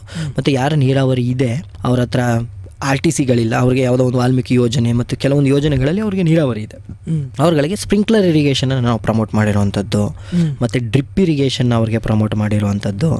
ಈಗ ನಾನು ಹೇಳಿದ್ನಲ್ಲ ಚೆಕ್ ಡ್ಯಾಮ್ ರಿಸ್ಟೋರೇಷನ್ ಮಾಡಿರೋದು ಅಂತಂತ, ಅದು ವಡೇರಹಳ್ಳಿಯಲ್ಲಿ ನಾವು ಇವಾಗ ಚೆಕ್ ಡ್ಯಾಮನ್ನು ರಿಸ್ಟೋರ್ ಮಾಡಿ ಅಲ್ಲಿ 12 ಕುಟುಂಬಗಳಿಗೆ ಇವತ್ತು ಕಂಪ್ಲೀಟ್ 12 ಕುಟುಂಬದ ಒಂದು ಹೆಚ್ಚು ಕಡಿಮೆ 20 ಎಕರೆಯಷ್ಟು ಜಮೀನು ಇವತ್ತು ನೀರಾವರಿ ಆಗಿದೆ.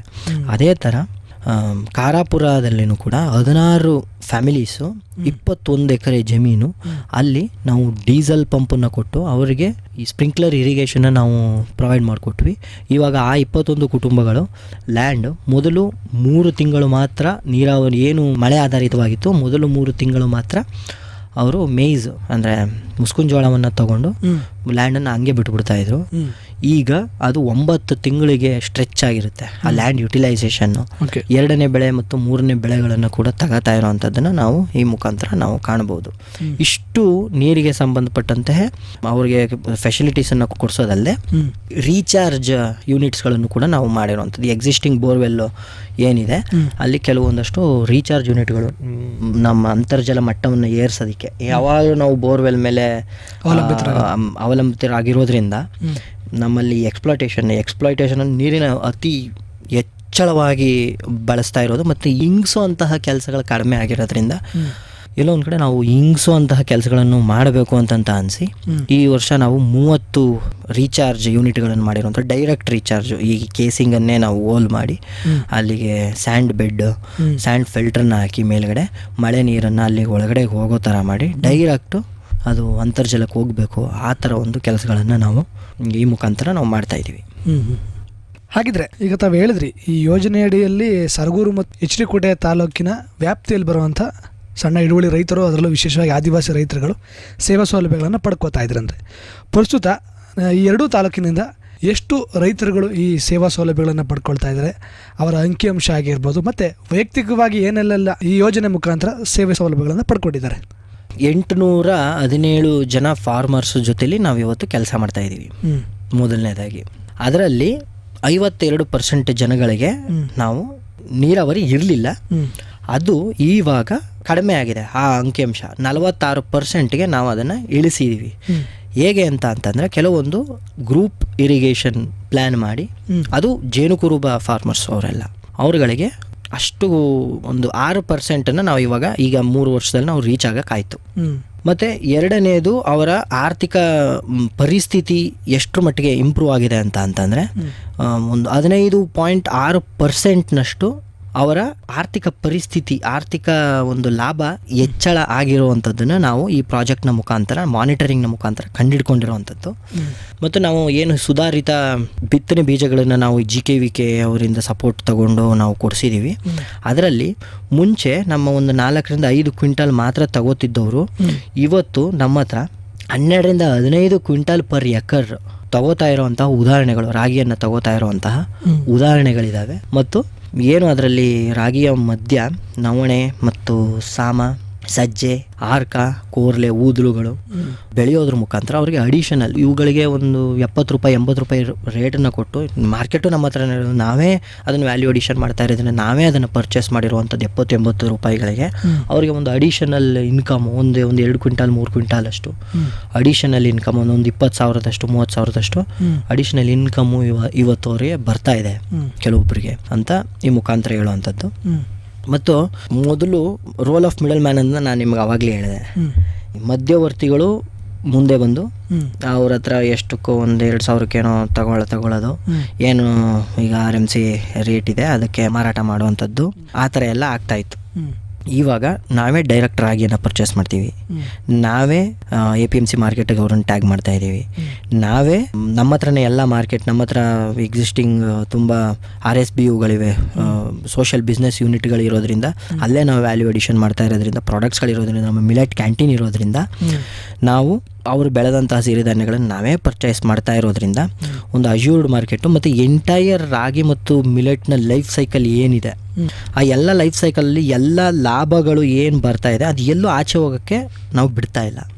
ಉದಾಹರಣೆಗೆ ಸೀಡು ಕೂಡ ಮೊದಲನೇ ವರ್ಷ ಮಾತ್ರ ಅವ್ರಿಗೆ ಸಪೋರ್ಟ್ ಮಾಡಿದ್ದು, 2ನೇ ವರ್ಷ ಅವರೇ ಆ ಸೀಡ್ಸ್ಗಳನ್ನು, ಕೆಲವೊಂದು ಉತ್ತಮವಾದ ಸೀಡ್ಸ್ಗಳನ್ನು ಅವರೇ ಸ್ಟೋರ್ ಮಾಡಿಕೊಂಡು ಬಿತ್ತನೆಯನ್ನು ಮಾಡಿರುವಂಥದ್ದು. 2ನೇದು ಹಾರ್ವೆಸ್ಟ್ ಆಯ್ತಿದ್ದಂಗೆ ನಾವೇ ಬೈ ಮಾಡಿರೋದು ಅಂತಂದರೆ ಅವರ SHG ಗ್ರೂಪ್ಸ್, ನಮ್ಮ ಹತ್ರ ಏನು ರೂರಲ್ ಸೋಷಿಯಲ್ ಬಿಸ್ನೆಸ್ ಯೂನಿಟ್ಸ್ಗಳಿದ್ದಾವೆ, ಆ ಫಾರ್ಮರನ್ನು ಹೆಂಡತಿಯರೇ, ಮಹಿಳೆಯರೇ ಅಥವಾ ಮಕ್ಕಳೇ ಮಾಡಿರುವಂಥದ್ದು ರೂರಲ್ ಸೋಷಿಯಲ್ ಬಿಸ್ನೆಸ್ ಯೂನಿಟ್ ಇದೆ.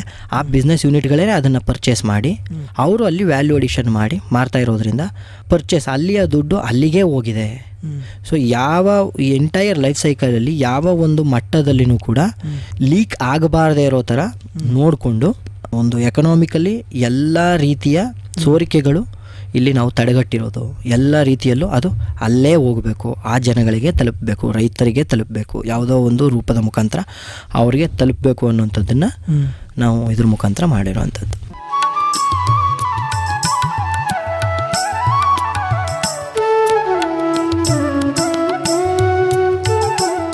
ಹಾಗಿದ್ರೆ ಈ ಯೋಜನೆ ಮುಖಾಂತರ ತಾವು ಇದುವರೆಗೂ 817 ರೈತರುಗಳನ್ನು ಮುಟ್ಟಿದ್ದೀರಾ, ಅವ್ರಿಗೆ ವಿವಿಧ ರೀತಿಯ ಸೇವಾ ಸೌಲಭ್ಯಗಳನ್ನು, ಚಟುವಟಿಕೆಗಳನ್ನು ಮಾಡಿಸ್ತಾ ಇದ್ದೀರಾ. ಅದರಲ್ಲಿ ಪ್ರಮುಖವಾಗಿ ಬಿತ್ತನೆ ಬೀಜಗಳನ್ನು ನೀಡೋದಾಗಿರ್ಬೋದು, ಕೃಷಿ ಉಪಕರಣಗಳನ್ನು ಅವರಿಗೆ ನೀಡೋದಾಗಿರ್ಬೋದು, ಬೆಳೆದಂಥ ಬೆಳೆಗಳನ್ನು ತಮ್ಮದೇ ಆದಂಥ ಒಂದು ಮಾರುಕಟ್ಟೆ ಮುಖಾಂತರ ಪರ್ಚೇಸ್ ಮಾಡಿ ಅದನ್ನು ಮೌಲ್ಯವರ್ಧನೆ ಮಾಡೋದಾಗಿರ್ಬೋದು, ಇತರೆ ಮಣ್ಣು ಮತ್ತು ನೀರಿಗೆ ಸಂಬಂಧಪಟ್ಟಂಥ ಚಟುವಟಿಕೆ ಮತ್ತು ಸೇವೆಗಳನ್ನು ಕೊಡೋದಾಗಿರ್ಬೋದು, ಇದೆಲ್ಲ ಸಂಪೂರ್ಣವಾಗಿ ಅವ್ರಿಗೆ ಉಚಿತವಾಗಿ ಕೊಡ್ತಾ ಇದ್ದೀರಾ, ಅದಕ್ಕೆ ತಕ್ಕಂತೆ ಆದಂಥ ವೆಚ್ಚವನ್ನು ಭರಿಸಲಾಗ್ತಾ ಇದೆ? ಇಲ್ಲ, ಇಲ್ಲಿ ಯಾವುದೂ ನಾವು ಉಚಿತವಾಗಿ ಮಾಡ್ತಾ ಇಲ್ಲ. ಅದಕ್ಕೆ ತಕ್ಕಂತೆ ಅವ್ರ ಹತ್ರ ಒಂದು ಮಿನಿಮಮ್ ಕಾಂಟ್ರಿಬ್ಯೂಷನ್ ಅಂತ ಪ್ರತಿಯೊಂದು ಕೆಲಸಕ್ಕೂ ನಾವು ತಗೋತೀವಿ. ಈ ಉದಾಹರಣೆಗೆ ನಾವು ರೀಚಾರ್ಜ್ ಯೂನಿಟ್ಸ್ಗಳನ್ನು ಕೆಲವೊಂದು 30 ಫಾರ್ಮರ್ಗಳಿಗೆ ಮಾಡೋದಾದರೆ ಅವರು ಕಾಂಟ್ರಿಬ್ಯೂಷನ್ ಕೂಡ ನಾವು ಅದರಲ್ಲಿ ತಗೋತೀವಿ. ಉದಾಹರಣೆಗೆ ಬಯೋಡೈಜೆಸ್ಟರನ್ನು ನಾವು ಮಾಡಿದ್ದೀವಿ, ಅದರ ಒಂದು ಒಟ್ಟು ವೆಚ್ಚ ಬಂದು 20,000 ಆದರೆ ನಾವು ಅದಕ್ಕೆ 50% ಮಾತ್ರ ನಾವು ಅವರಿಗೆ ಬರ್ಸಿರೋವಂಥದ್ದು, ಇನ್ನು 50% ಅವರೇ ಬರ್ಸಿರೋವಂಥದ್ದು. ವರ್ಮಿ ಕಂಪೋಸ್ಟ್ಗೆ ಈಗ ನಾವು ಅವ್ರಿಗೆ HDP ಬ್ಯಾಗಲ್ಲಿ ವರ್ಮಿ ಕಂಪೋಸ್ಟನ್ನು ಅವರು ಮಾಡ್ತಾ ಇರೋವಂಥದ್ದು, ಅದರಲ್ಲಿ 25% ಅವರು ಕಾಂಟ್ರಿಬ್ಯೂಷನನ್ನು ನಮಗೆ ಕೊಡ್ತಾರೆ. ಮತ್ತು ಏನು ಅವರು ಜೀವಾಮೃತ ಮಾಡಿದ್ರು ಕೂಡ ಆ ಡ್ರಮ್ದು ಒಂದು 10% ಕಾಸ್ಟು, 20% ಕಾಸ್ಟು ಅವ್ರ ಕೈಲಾದಷ್ಟು ಕಾಂಟ್ರಿಬ್ಯೂಷನನ್ನು ನಾವು ತಗೊಂಡು ಅವರಿಗೆ ಮಾಲೀಕತ್ವ ಬರಬೇಕು, ಅದನ್ನು ಕಾಪಾಡ್ಕೋಬೇಕು ಅಂತಂದರೆ ಸಸ್ಟೈನಬಿಲಿಟಿ, ಸುಸ್ಥಿರತೆ ಇರಬೇಕು ಅಂತಂದರೆ ಅದು ಬರಬೇಕು ಅನ್ನುವಂಥದ್ದನ್ನು ನಾವು ಜನಗಳಿಗೆ ಅವೇರ್ನೆಸ್ ಮೂಡಿಸಿ ಅದನ್ನು ಪ್ರತಿಯೊಂದು ಕಾರ್ಯಕ್ರಮದಲ್ಲೂ ಅದನ್ನು ನಾವು ಅವ್ರಿಗೆ ಅಭ್ಯಾಸವನ್ನು ಮಾಡಿಸಿದ್ದೀವಿ. ಹಾಗಿದ್ರೆ ಈ ರೀತಿಯ ವಿವಿಧ ಸೇವಾ ಸೌಲಭ್ಯಗಳನ್ನು, ಚಟುವಟಿಕೆಗಳನ್ನು ಮಾಡಿಸ್ತಾ ಇದ್ದೀರಾ. ಅದರಲ್ಲೂ ಒಂದು ಇಲಾಖೆಗೆ ಸಂಬಂಧಪಟ್ಟದಲ್ಲದೆ ನೀವು ವಿವಿಧ ಇಲಾಖೆಗಳ ಒಂದು ಚಟುವಟಿಕೆಗಳನ್ನು ಮತ್ತು ಸೇವೆಗಳನ್ನು ತಮ್ಮ ಒಂದು ಈ ಯೋಜನೆ ಮುಖಾಂತರ ಸಮುದಾಯದ ರೈತರಲ್ಲಿ ತಾವು ಮಾಡಿಸ್ತಾ ಇದ್ರಲ್ಲ, ಇದಕ್ಕೆಲ್ಲ ಸಂಬಂಧಪಡುವಂಥ ವಿವಿಧ ಇಲಾಖೆಗಳು ತಮ್ಮ ಜೊತೆ ಸಹಕಾರದಿಂದ ಈ ರೈತರುಗಳಿಗೆ ಅವರಿಗೆ ಸಿಗಬೇಕಾದಂಥ ಸೇವಾ ಸೌಲಭ್ಯಗಳನ್ನು ತಲುಪಿಸೋ ನಿಟ್ಟಲ್ಲಿ ಯಾವ ರೀತಿ ಸಹಕಾರವನ್ನು ಕೊಡ್ತಾ ಬರ್ತಾ ಇದ್ದಾರೆ? ಖಂಡಿತ ತುಂಬ, ಅದರಲ್ಲೂ ನಮಗೆ ಗಾಂಧಿ ಕೃಷಿ ವಿಜ್ಞಾನ ಕೇಂದ್ರ ಮತ್ತು KVKಗಳಿಂದ ತುಂಬಾ ಒಳ್ಳೆಯ ಸಪೋರ್ಟನ್ನು ನಾವು ಸಿಗ್ತಾರೆ. ನಾನು ಆಗಲೇ ಹೇಳಿದಾಗೆ 25 ಲಕ್ಷಕ್ಕೂ ಹೆಚ್ಚು ಕೃಷಿ ಸಲಕರಣೆಗಳನ್ನು ನಾವು ಕೊಡ್ಸೋಕ್ಕೆ ಸಾಧ್ಯವಾಯಿತು.